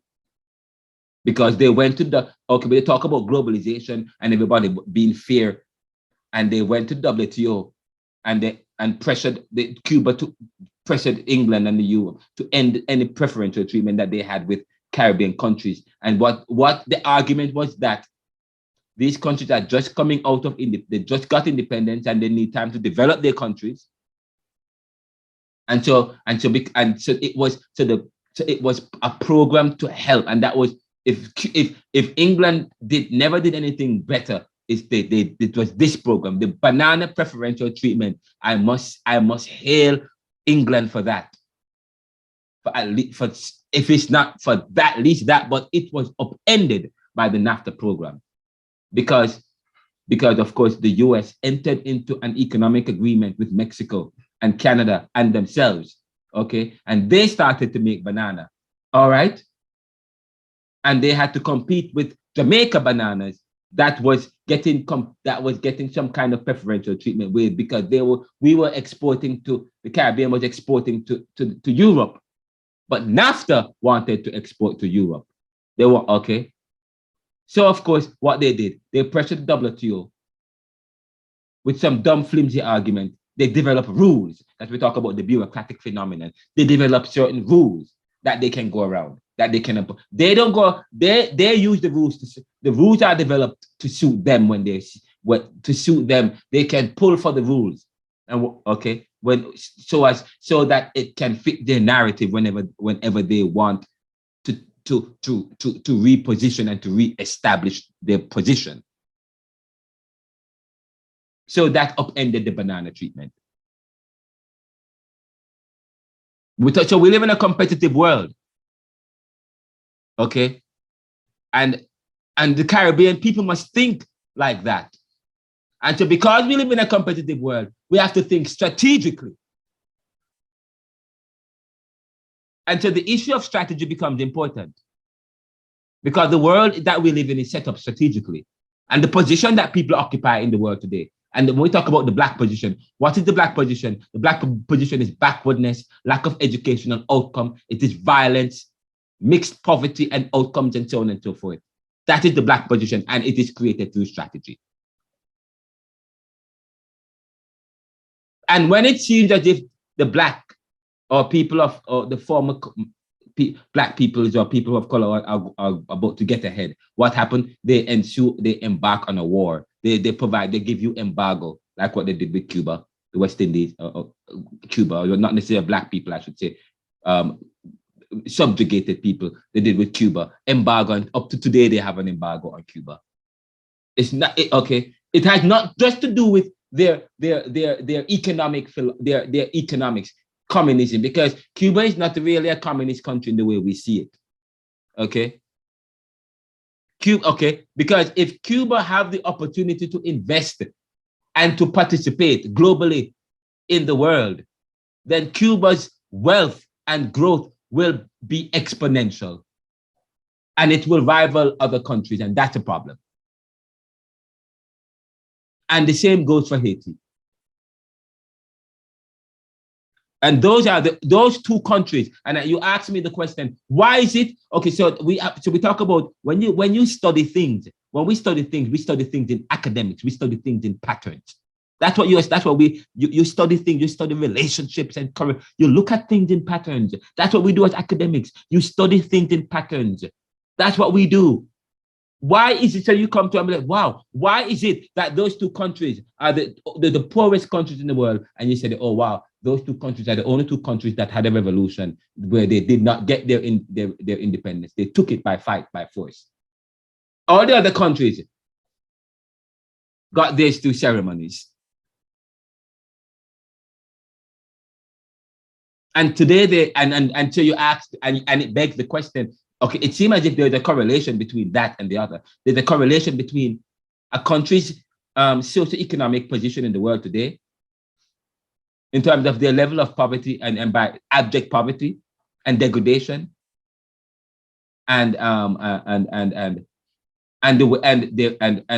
way they get their independence. Now you can make an argument. Then you can come up and then you can argue that. You can have an argument because you were looking at two relationships here. The relationship between one, what is the relationship? The correlational,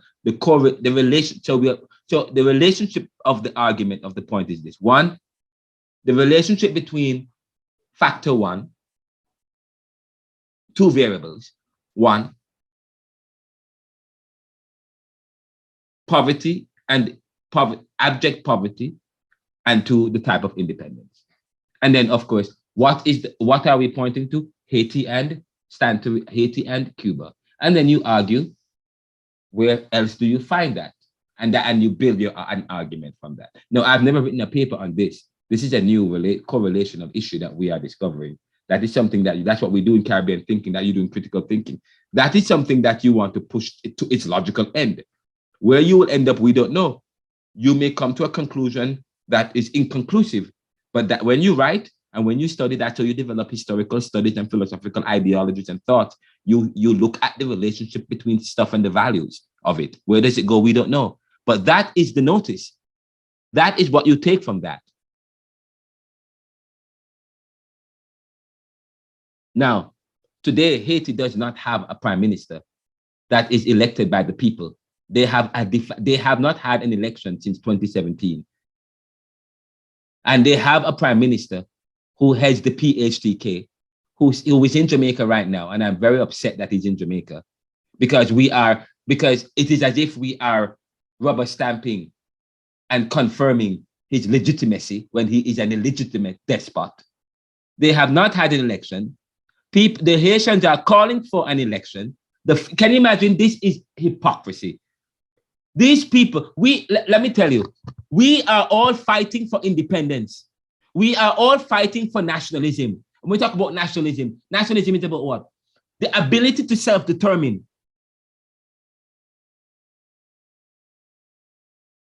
How would Jamaicans feel if Andrew Holness decided that he would be prime minister for life and there was no more election? What would happen? There would the same kind of gang violence that we had the other day in Haiti. We would have it again, probably, because you know what, they will be, because you have the PNP people will not stand for it, and they'll be fine. And then of course, if and then this will happen if the American government like him, and if Andrew Holness is easy, it's like a lapdog of Americans, and it's easily swayed, and he promotes American policies, then they will protect him, and they send an international peacekeeping force in Jamaica to protect him and to keep him. And then while on the ground, people are calling for him to go and calling for an election, and he's not going and he's not calling an election. So then Jamaica no longer democracy. It's a dictatorship. Yes? That is what is happening in Haiti today. That is what is happening in Haiti. Haiti doesn't have a democrat. Haiti, they fought for their democratic right. They fought for democracy and freedom. For what? Okay, we talk about, when you watch C.L.R. James said that, he said that the revolution,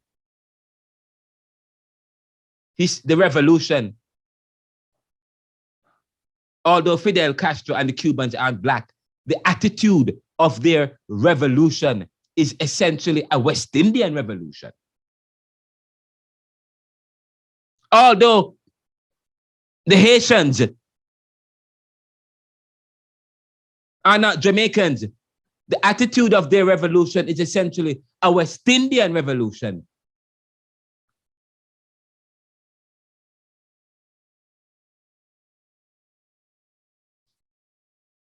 Similar to Toussaint's revolution in 1802, 1804. Sailor said was talking about Fidel, because Fidel Castro and the Cubans, they were fighting for freedom, fighting against the Europeans, fighting against the Americans who was trying to penetrate. We never had to go through that because Jamaica was already penetrated by the British. We never got independence until 1962.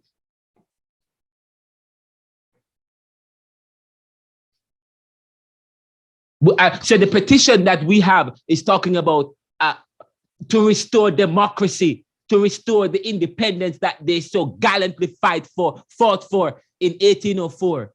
They don't have that because they have somebody who is in power, who is holding on to power and don't want to go, and doesn't want to go, and the international regime is fighting, and they're asking for people, and they're calling for the CARICOM, because Caribbean people, we are part of a Caribbean community. We are one. We are part of a Caribbean community we are part of the Good Samaritan spirit. We have a Christian theology of brotherhood and sisterhood, who share in the fight for nationalism and independence. And I ask you, what is the church doing in Jamaica today? The church is not doing anything. I asked, and I will ask you today, how many of you have went onto the petition to read it, to even read the petition today? To just read it, to find, this is a serious issue. And we're here talking about Caribbean thought. And Caribbean thought talks about diverse content, but it looks at the fight for justice and equality, and it traces discrimination and the history of violence that Black and brown people and people of color have to endure in order to secure their freedom and independence. And how we had to do it together as one. And in the 1940s and 50s, we were all doing it together. C.L.R. James and Padmore and Walter Rodney, we were all seen as, and that's why C.L.R. James, my brother. We don't have that anymore in the Caribbean. And I said, the disunity, well, okay. But we are asking for the CARICOM. CARICOM is also part of the decision making in Haiti. And we are asking for CARICOM and the CARICOM leaders, and for Jamaicans, Trinidadians, Barbadians, Jamaicans to sign a petition and lobby their government, asking the Caribbean community to ensure that the restoration of democracy is restored in Haiti today. The restoration of democracy, because they don't have the democracy today. Yes. Sir, I'm listening to your strength as it relates to the Caribbean. And you speak so strongly of the disunity that is here, and we need to come together in order to restore democracy and whatever in different parts of the Caribbean. But you know something, you don't live here, but it is something that needs to start at every grassroots level in order to go to the Caribbean, because there is that level of disunity in Jamaica. As you speak, you raise a question. You say, what is the church doing? Sometimes the church isn't even doing anything for the local communities. There's so much that needs to be addressed in Jamaica. And I respect the fact that the course is Caribbean thought, and yes, we must focus on the Caribbean. But we cannot do for the Caribbean what needs to be done unless we start doing it for our own people. We need What does that Jamaica. mean? What does that Jamaica mean? Because some of the very things that we need to lobby for in different parts of the Caribbean, we are lacking it in Jamaica. Jamaica needs to be a unified force that fights for different things here that makes us a wholesome country, really. We're So not. you're saying, okay, let me ask you. So you're saying that in every country there are problems. In every country, there's problem everywhere. So if every country take that view, there's no change. We talk about in order for there to be change. We said no man is an island, no man stands alone. When we talk about in order for there to be change, we talk about the global justice movement. We talk about the law of multiplicity, the law of numbers. It's not Jamaican plight won't change by just the Jamaicans coming together. But sometimes we need international support because the problem goes beyond Jamaica. Say, for example, the problem of Haiti goes beyond Haitians coming together alone. The problem of Haiti is not just Haiti. The problem of Haiti is everywhere else because the people in Haiti have Jamaica, the Jamaican government. We have a Caribbean community. We have a Caribbean community that make decisions. It's you know what? Because people don't know what's going on in the world today. People think that the world operates in a vacuum. And that is why people get, because they're more, and that is what, by the way, that's what happened in Jamaica some time ago. Or people are always insulating it. And I think that's a hypocritical position because it's easy for Jamaicans to say, well, we have our own problem, we should come together. But when Jamaica have problems, they want other people to come help us. I don't feel people have, that's the same argument that Americans have about about immigrants. If everybody have that mentality and that argument, nobody helps anyone. And guess what? Discrimination and the strategy of discrimination will continue. In other words, it is the division is a strategy. People who are in power want people to be, that is always the strategy of power. When you study social movements, and I have a book here, Poor People Movement. Poor People Movement. Why they succeed and how they fail, written by Francis Fox Piven and Richard A. Cloward. And he talks about that. The ability from people to come together, not just within the local, but within the global. That's when you find the greatest. Say, for example, what's going on in Sudan. They were asking for international support. Yes, what's going on in Ukraine? Why is it that Ukraine is able to stand up today, is still able to be in the fight today? Yes, they were fighting, but if they never got the kind of help that they got, they would have been destroyed today. As much as every country have their own problems, we still have a responsibility because that is what the Bible teaches. And we said we are a Christian country and we talk about sacrifice and we see Jesus on the cross dying, giving up in order to help another man, in order to help another woman. What does it take? Sacrifice. That is Caribbean for you. That is Christian theology for you, which is part of Caribbean theology, Caribbean talk and Caribbean thinking. The issue of sacrifice, going outside of yourself, going beyond your needs to help, okay? That is what Jesus Christ gave up his divinity, gave up his people. Because even the Pharisees and the Sadducees and the Jews didn't even, they said, oh, he's Jews? I thought he was with the Gentiles. Yes? So we have a responsibility to help other people because that's what we are about. We talk about love and altruism and so on. Do we cherry pick those words and those attitudes when we want to? No, we do not. We are part of the Caribbean community. And if we are ever going to make change, we cannot begin to be insulated. We have to think about ourselves, but we have to think about others. And there is power in numbers. And part of the problem, and by the way, when you understand the political situation going on in Haiti, is not the problem. The OAS, Organization of American States, and the Caribbean community. And by the way, do you know who leads the OAS? Or one of the Caribbean community, Jamaica? We head up we make some of the decisions about Haiti.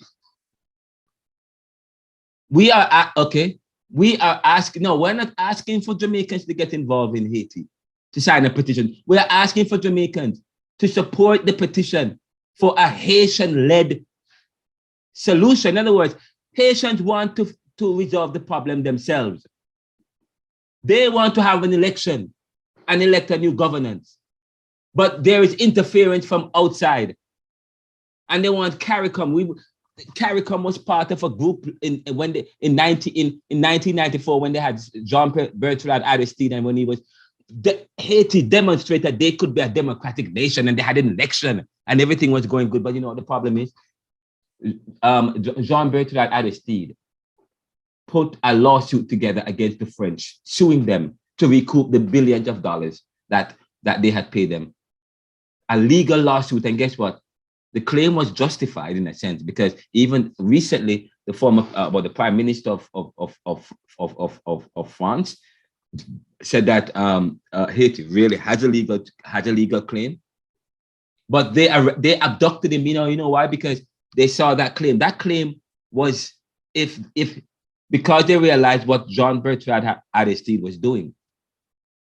This guy trying to recoup money that they had paid illegally to France to get their independence, and they abducted this guy. Haiti had been penetrated. But you see, we are part of the Caribbean community. And in the 1950s, you know what has dogged the Caribbean? Our size, our smallness. We're small. We're little, but we're tall about our size. But I said to you in the last class, and I know you guys didn't understand what I was talking about, narcissism and nationalism. We're narcissistic. We're selfish. Okay, that is why we never had the federation in the 1960s. We had independence. We had a local independence, which was not regional, but it was more national. Okay, you know why it wasn't regional? And we wanted a regional independence. The independence was supposed to be regional because we were small and we were small and going into the global world. Our size was very important. But guess what? People were narcissistic. The Caribbean and the fighters for justice. They wanted to go. They wanted they wanted to puff their chests. We are West Indian people from the same experience, and we just have separated by some water. Okay. But they wanted to go it alone and to have their own country and to run their own state of affairs. Okay.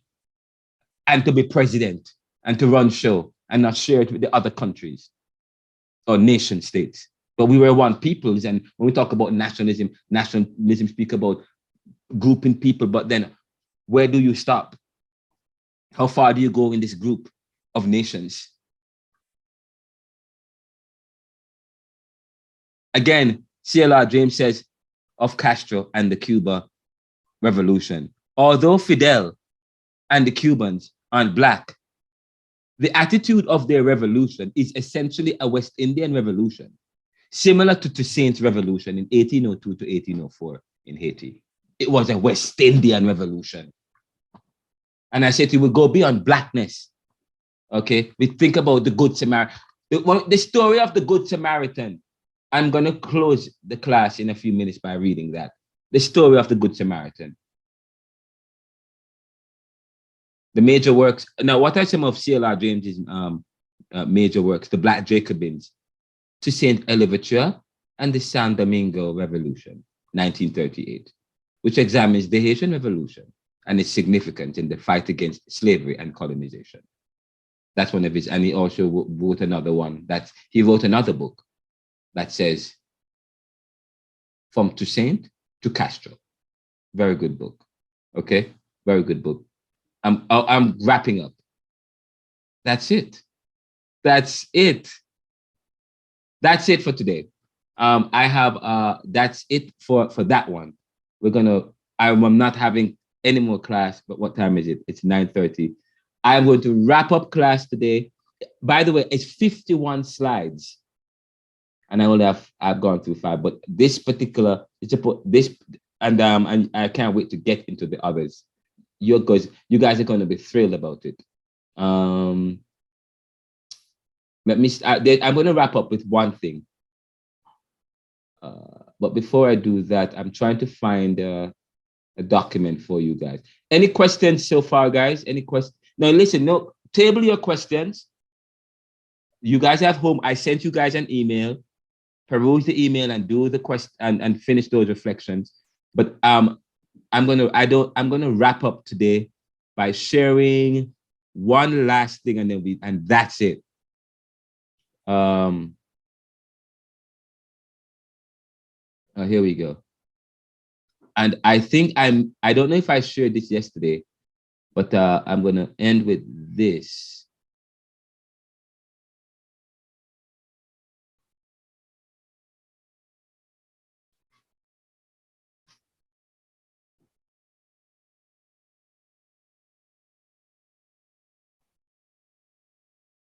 By the way, I have all of this for you guys on a, let me see, on a paperwork. Are you guys seeing this paper, my screen? Yes, sir. Yes, sir. We are seeing what you see the Word document?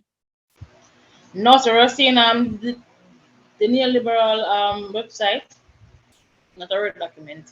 Okay, sorry.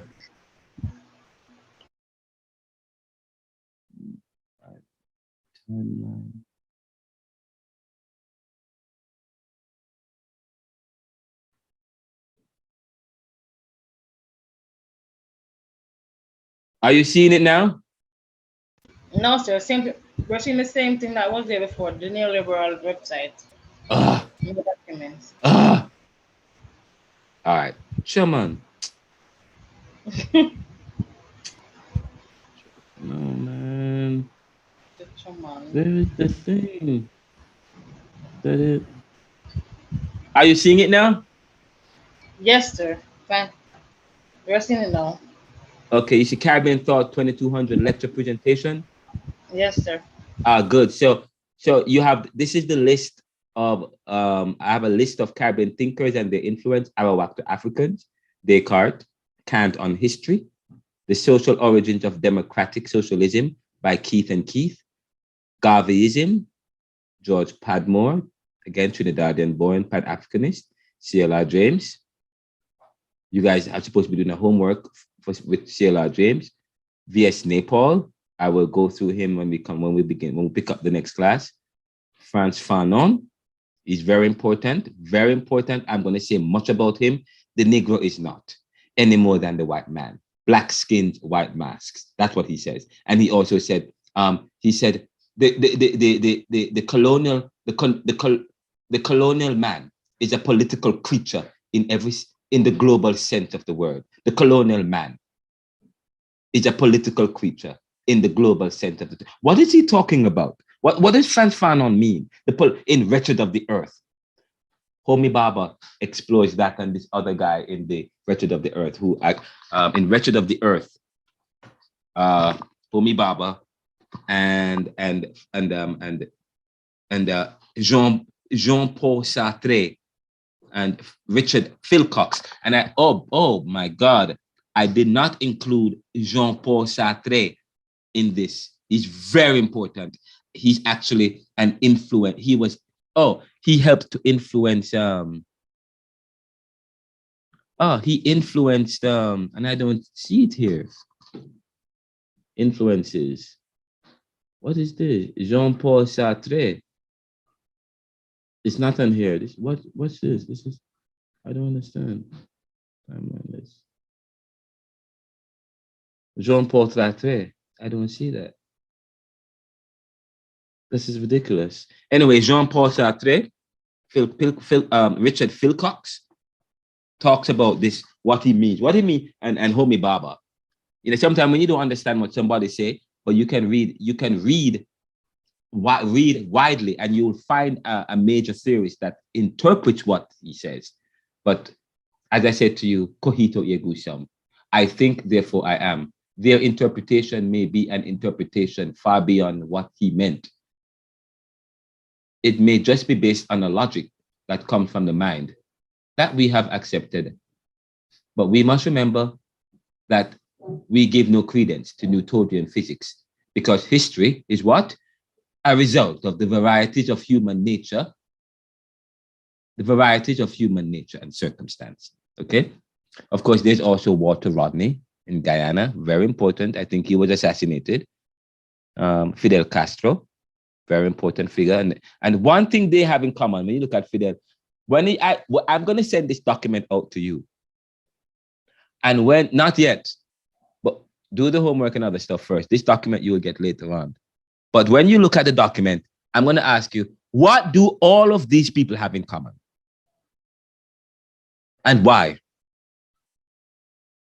What does Walter Rodney, Fidel Castro, Frantz Fanon, V.S. Naipaul, C.L.R. James, George Padmore, Marcus Garvey, what do they have in common?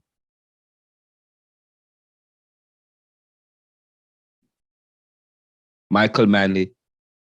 And then I'm going to ask you, does Edward Seaga bear the same, does Edward Seaga have any commonality with any of those characters? Or I might say, true or false, I might say to you, which of these five does not belong in this group? But Edward Seaga is unique. But we won't get to him. Then there's Bob Marley, Kamal Brathwaite. Okay, and he was more from the oral traditions. Okay, he was very poetic, artistic. Edward Glissant, the Negritude movement. Stuart Hall, Omi Baba, Stephanie Black, Jamaica Kincaid, Garnet Roper, Rex Nettleford, Renaldo Mackenzie. Oh, there's lots about Renaldo Mackenzie. He's a new thinker, so therefore I have to talk a lot about him. Carl Stone, Ian Baruma, Mike Davis, Ramesh Ramsawan, Andre and Gunder Frank, Eli Kaduri, Kenneth Clark, Antonio Gramsci. I mentioned him about the prison notebooks and his idea on intellectualism. Samuel Faber, Howard J. Wiada, and Michael J. Carrisneck. Stokely Carmichael. And the thing about Stokely is that he grew up in Jamaica. Norman Gervin, Ramesh Ramsawan, come out, no, this is a repeat. Edith Clark, she wrote the book, My Mother Who Fathered Me. Sociologist. Alvin Thompson, E. Wickman, Spencer, I said Walter Rodney already, Paddison, Brian Meeks, Gordon Lewis, Kenneth Hall, Jane Gordon, Dick Devon, Edward Breathwaite, Nigel Boland. And that's it. Those are some of the, we will go through this, some of these guys. I'm going to add Jean-Paul Sartre. He's not on there. That's remiss of me. Okay. And of course, there's some, I don't remember seeing Garnet Roper. Garnet Roper is supposed to be on here. If he's not on here, that's a problem. Let me see. Control F. Roper. Enter. Okay, he's on here. All right. So he's on there. So those are the people we go through. Now, I will end tonight by sharing. Are you seeing the Neoliberal right now? No, sir. Sir, before Yes. you end, remember we're going to put persons in groups. Oh, yes. So I will end now, but let me end by saying this. Voices United, and I started this, but you guys never heard it. A petition for democracy in Haiti. I'm going to read this again. Once upon a time in the Caribbean and the diaspora, and I said, a group of passionate students and their professors in Caribbean thought class at Jamaica Theological Seminary came together to advocate for a cause close to their hearts, the restoration of democracy in Haiti. Inspired and challenged by the work of the Institute for Justice and Democracy in Haiti in raising awareness and fighting for justice and democracy in Haiti, a group of individuals felt compelled to take action. They recognized their duty as good Samaritans to their Haitian brothers and sisters and were motivated by the lack of social action among Caribbean peoples in support of Haiti's fight. With a deep sense of purpose, they embarked on a transformative journey to address these challenges head on. They believed in the power of unity and sought to gather support from the Caribbean community and its members, its member nations, to take a stand for their Haitian brothers and sisters. In their quest to bring about change, they decided to create a petition campaign titled CARICOM People and Their Diaspora Support the Restoration of Democracy in Haiti. The petition aimed to raise awareness about the deteriorating democratic situation in Haiti and call upon CARICOM to remove international support for the current de facto, notice I said de facto, because he was installed, he's not elected, de facto authorities. So with great enthusiasm, they carefully crafted the petition, capturing the essence of Haiti's struggle and its significance to the Caribbean region. They highlighted the systemic dismantling of Haiti's democracy, the control exerted by gangs, the rampant corruption draining public resources, and the alarming levels of hunger faced by millions of Haitians. The petitioners reminded their fellow Caribbean citizens of the shared history between Haiti and the rest of the region. Haiti's courageous fight for independence in 1804 paved the way for liberation movements in other nations, including Jamaica. They acknowledged Haiti as the first country to abolish slavery, a milestone that impacted the trajectory of freedom in the Caribbean. Now, understanding the challenges faced by Haiti, the petitioners stressed that international support for the de facto government was not only a betrayal of democratic values, but also a disservice to the Haitian people, who had sacrificed so much for freedom. They firmly believed that a legitimate Haitian-led solution was crucial to restoring democracy and paving the way for a better future. As they penned the petition, the petitioners recalled the remarkable role CARICOM had played in the past. They remembered how in 1994, Jamaica led a successful United Nations peacekeeping mission that restored Haiti's elected government. They celebrated Jamaica's unwavering support for President Jean-Bertrand Aristide in 2004, despite immense pressure from external forces. These acts of solidarity had proven instrumental in the restoration of democracy in Haiti. Filled with hope and determination, the petitioners turned to their fellow Caribbean citizens, like I turn to you now, urging them to add their voices to the cause. They understood that true change required the collective effort, and each signature on the petition was a symbol of unity and support for Haiti's democracy or democratic aspirations. They've reached out to communities, organizations, and individuals across the Caribbean, spreading the word about petition and urgent need for action. They spread stories of Haitians from all across and all walks of life, and journalists, security guards, doctors, so on and so forth, who longed for a future free from corruption and fear, where they could chart their own destiny. Their plea was simple. Join them in signing the petition to call upon CARICOM to refuse support for the illegal de facto government, propose the suspension of Haiti from CARICOM activities until fair elections were held, demand the implementation of democratic principles outlined in the Inter-American Democratic Charter. Sign the petition today, and let our collective voices resonate across the Caribbean, inspiring hope and change our Haitian brothers and sisters, and change for our Haitian brothers and sisters. Together we can make a difference and create a stronger Haiti, firmly rooted in the principles of democratic justice, democracy and justice. Sign the petition for a stronger Haiti. And that's it, guys. All right. And I invite you, please sign the petition if you can, or share it with your friends and develop conversations. Read it some more. We will, on Monday, on Monday, we will have a class that is geared towards talking about this some more and the petition, but we will more talk about it from a Caribbean perspective, delving into Caribbean thought, our history and perspective. And but before we do that, we will continue looking at the document with the thinkers. We will go through the thinkers carefully, and then we will go on to the next lecture.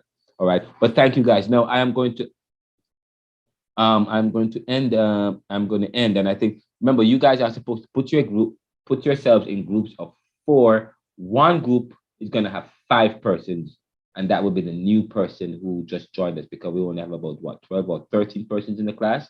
Okay, and I think Chantel is working on that with you guys. I sent out some homework and a reflection for you guys to complete, and the deadlines as to when you guys should submit that. Please work on those. That's one of the ways I will mark your papers and determine what to put on the exam based on how you respond and how you answer the questions. Okay. All right. But thank you guys so much. I will end now. Sir, yes. Good evening. Before you go, I'm new.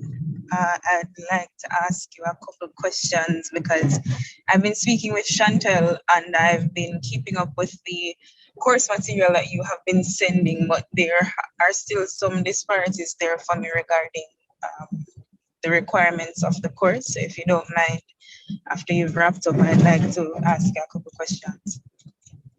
Okay, I will not answer those questions tonight. I will end tonight and I will spend some time. I will speak with you individually tomorrow. I will speak with you tomorrow one-on-one. I will call you. In fact, I will speak with each of you. Not tomorrow, but I will talk with you tomorrow. But I think, but generally speaking, there is a final exam component that you will do. So that's worth 40% of the grade. There is a research paper that is due at the end of the semester. And it's a question that you will do, and you will choose a question based on the outline that you have. So any outline, the questions that we have on the outline, the course outline have several questions all over the course outline. You can choose one, or this course is interdisciplinary.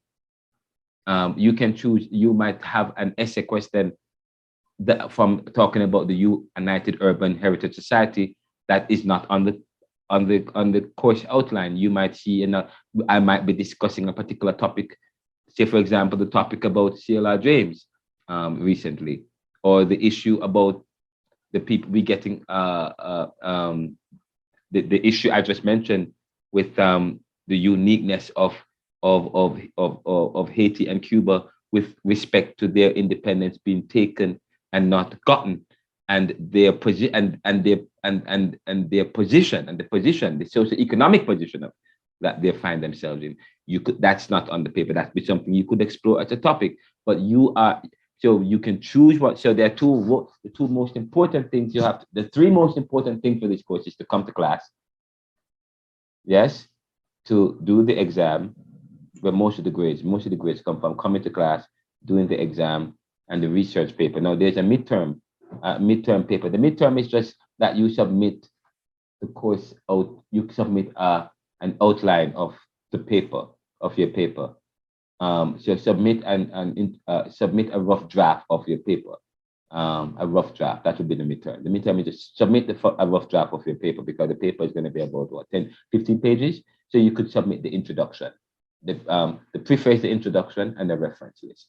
Okay, the preface, a table of content, and a reference list, or an outline. So you have that leeway. You can a rough draft. So you give me a rough draft, but at least an introduction with an hypothesis or an assertion or a topic, and with sources or an outline of an outline with the topic, introduction, point 1, point 2, point 3, which includes historical body, including the variables you're going to compare, and conclusion would be the premise that you will conclude on. It'll be something that, and then at the end, some sources you will draw. That could be the midterm. I would mark that if you give me that. But you get to choose a particular page. You choose from one of the questions that I have, or on the outline, or choose or you may have an epiphany and something that speaks to Caribbean that you may want to do. You have that leeway.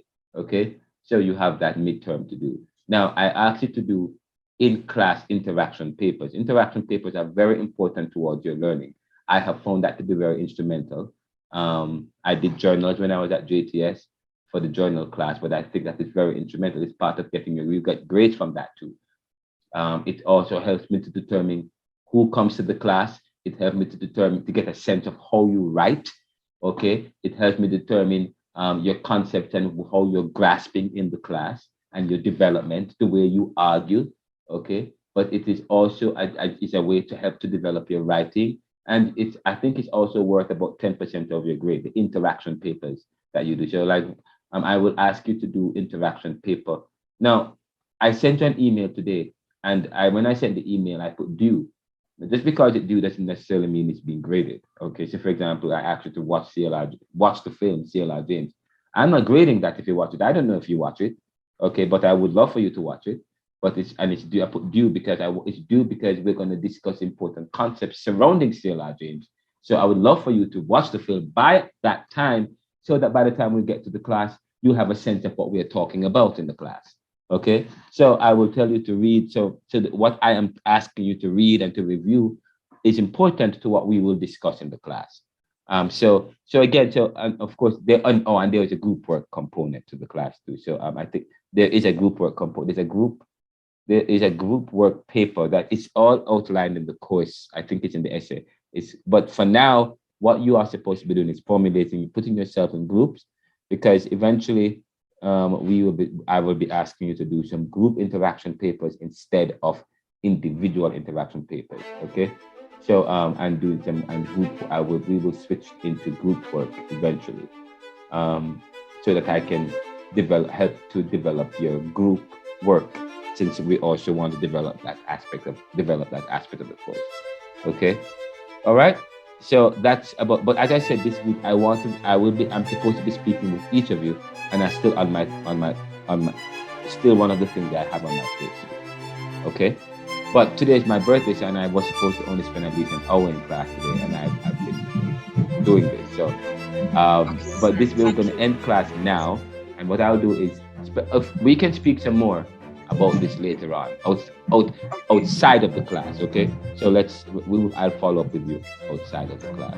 So we'll make an appointment later on this week to speak. Okay. But sir, that's the thing. Thank you so much for extending your birthday time with us. But that last thing that you mentioned a while ago about the interaction paper is actually what I was having some difficulty understanding exactly what it is that you require for us to do, especially regarding sitting through this class and seeing the format that the class takes. I'm still a little bit in the dark on what you require of us in that interaction paper. Right. So that is what I would want some clarity on as well. An interaction paper is really a journal. It's because you have. I do not want to give you guys a lot of work to do. The interaction paper is really a journal. It's like a blog post. It's a post where you interact with, you comment you interact in an academic style. In an academic style, you interact on a question that I might ask you. Say, for example, interact with the film and interact with the question. CLR James said that Fidel Castro is of the Cubans, blah blah blah blah blah. Well, you begin by, you don't have to write a cover page and stuff. It's a 1 to 2 page essay. That's it. I mean, a one page essay. You just write a 1 page essay, interacting with it. Talk about what are your feelings, what are your emotions, and what jumps to mind, what concepts jumps to mind. So an interaction paper. So an interaction paper is not a full paper. An interaction paper is really like a journal where you interact with the concepts raised or whatever concepts that you think that jumps out to you, that is important to you based on what comes out, and you based on its philosophy, its principles. Do you agree? Do you disagree? Does it making sense? What points jumps out to you? Why do you think so? Who else have commented on this that you want to use to debunk his point? That's it. Or you may use it from personal experiences. But the interaction paper are only worth 10%. Do not spend time writing elaborate interaction papers. They are really personal papers to develop your blog, your journaling and your writing, and to help with your reflecting and your meditating and of the course. That's what a reflection paper is, an interaction paper. Okay. So so you don't have to write, but I still need. So if you make a comment and you borrow from a book, you still want to document it using Turabian or APA style. Okay, that's important. You still want to reference whenever you borrow from someone. Interaction paper provide a lot of leeway because it's not an essay, end of term essay paper or a midterm paper. So an interaction paper, there are small papers, like it could be an interaction paper, could be an essay, part one of an, if you read a book and you have chapter one is the introduction. The first page, the first paragraph, or the first two paragraphs could be seen as an interaction paper. It's in other words, it's an interaction paper. That's what it is. Several interaction papers come together to formulate a chapter.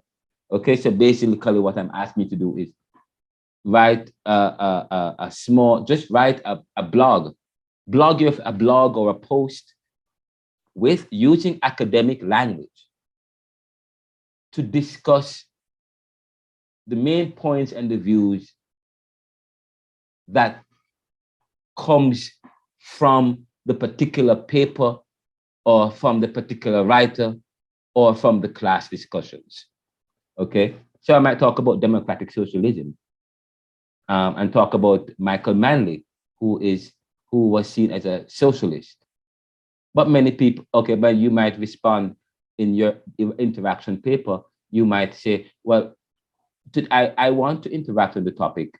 I want to interact on one of the concepts that Sir talked about in class today. Or my interaction of Michael Manley as it relates to him being a democratic socialist stems around the issue of him not necessarily being the best socialist. Because while he was a socialist, he never really practiced socialism. In fact, if you were to read Carl Stone from the University of the West Indies, he said he only utilized socialism as a way to garner support from the people to secure victory in the 1970s. This brings into question whether or, something of the sort. I mean, it's like you're writing a paper. It's the same, but it's just that you're not writing a long, it's a microwave paper. It's a summary. It's a short paper of your feelings and your reflections surrounding the particular issue. Okay? But the thing is, write the first paper, submit it. The thing is, when you write a paper, I always comment on it. I may not comment on it right away. I comment on it. I'm not very hard. I don't mark interaction papers hard. Okay? And I tell you what I want once you submit it. So just submit submit the paper that it's your first class, so that's fine. You may have missed the first one. What was the first essay that they were supposed to do? What was the first interaction paper that they were supposed to do? Chantel?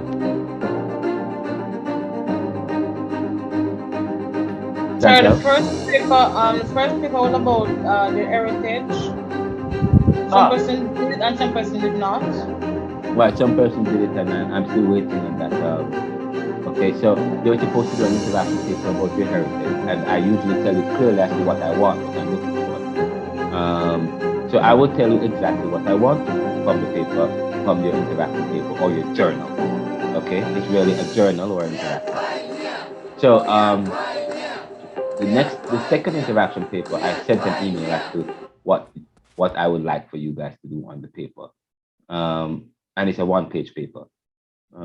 That's it. I don't want 2 pages, 1 page only, double space, and utilize a reference, because at this level, you're writing papers.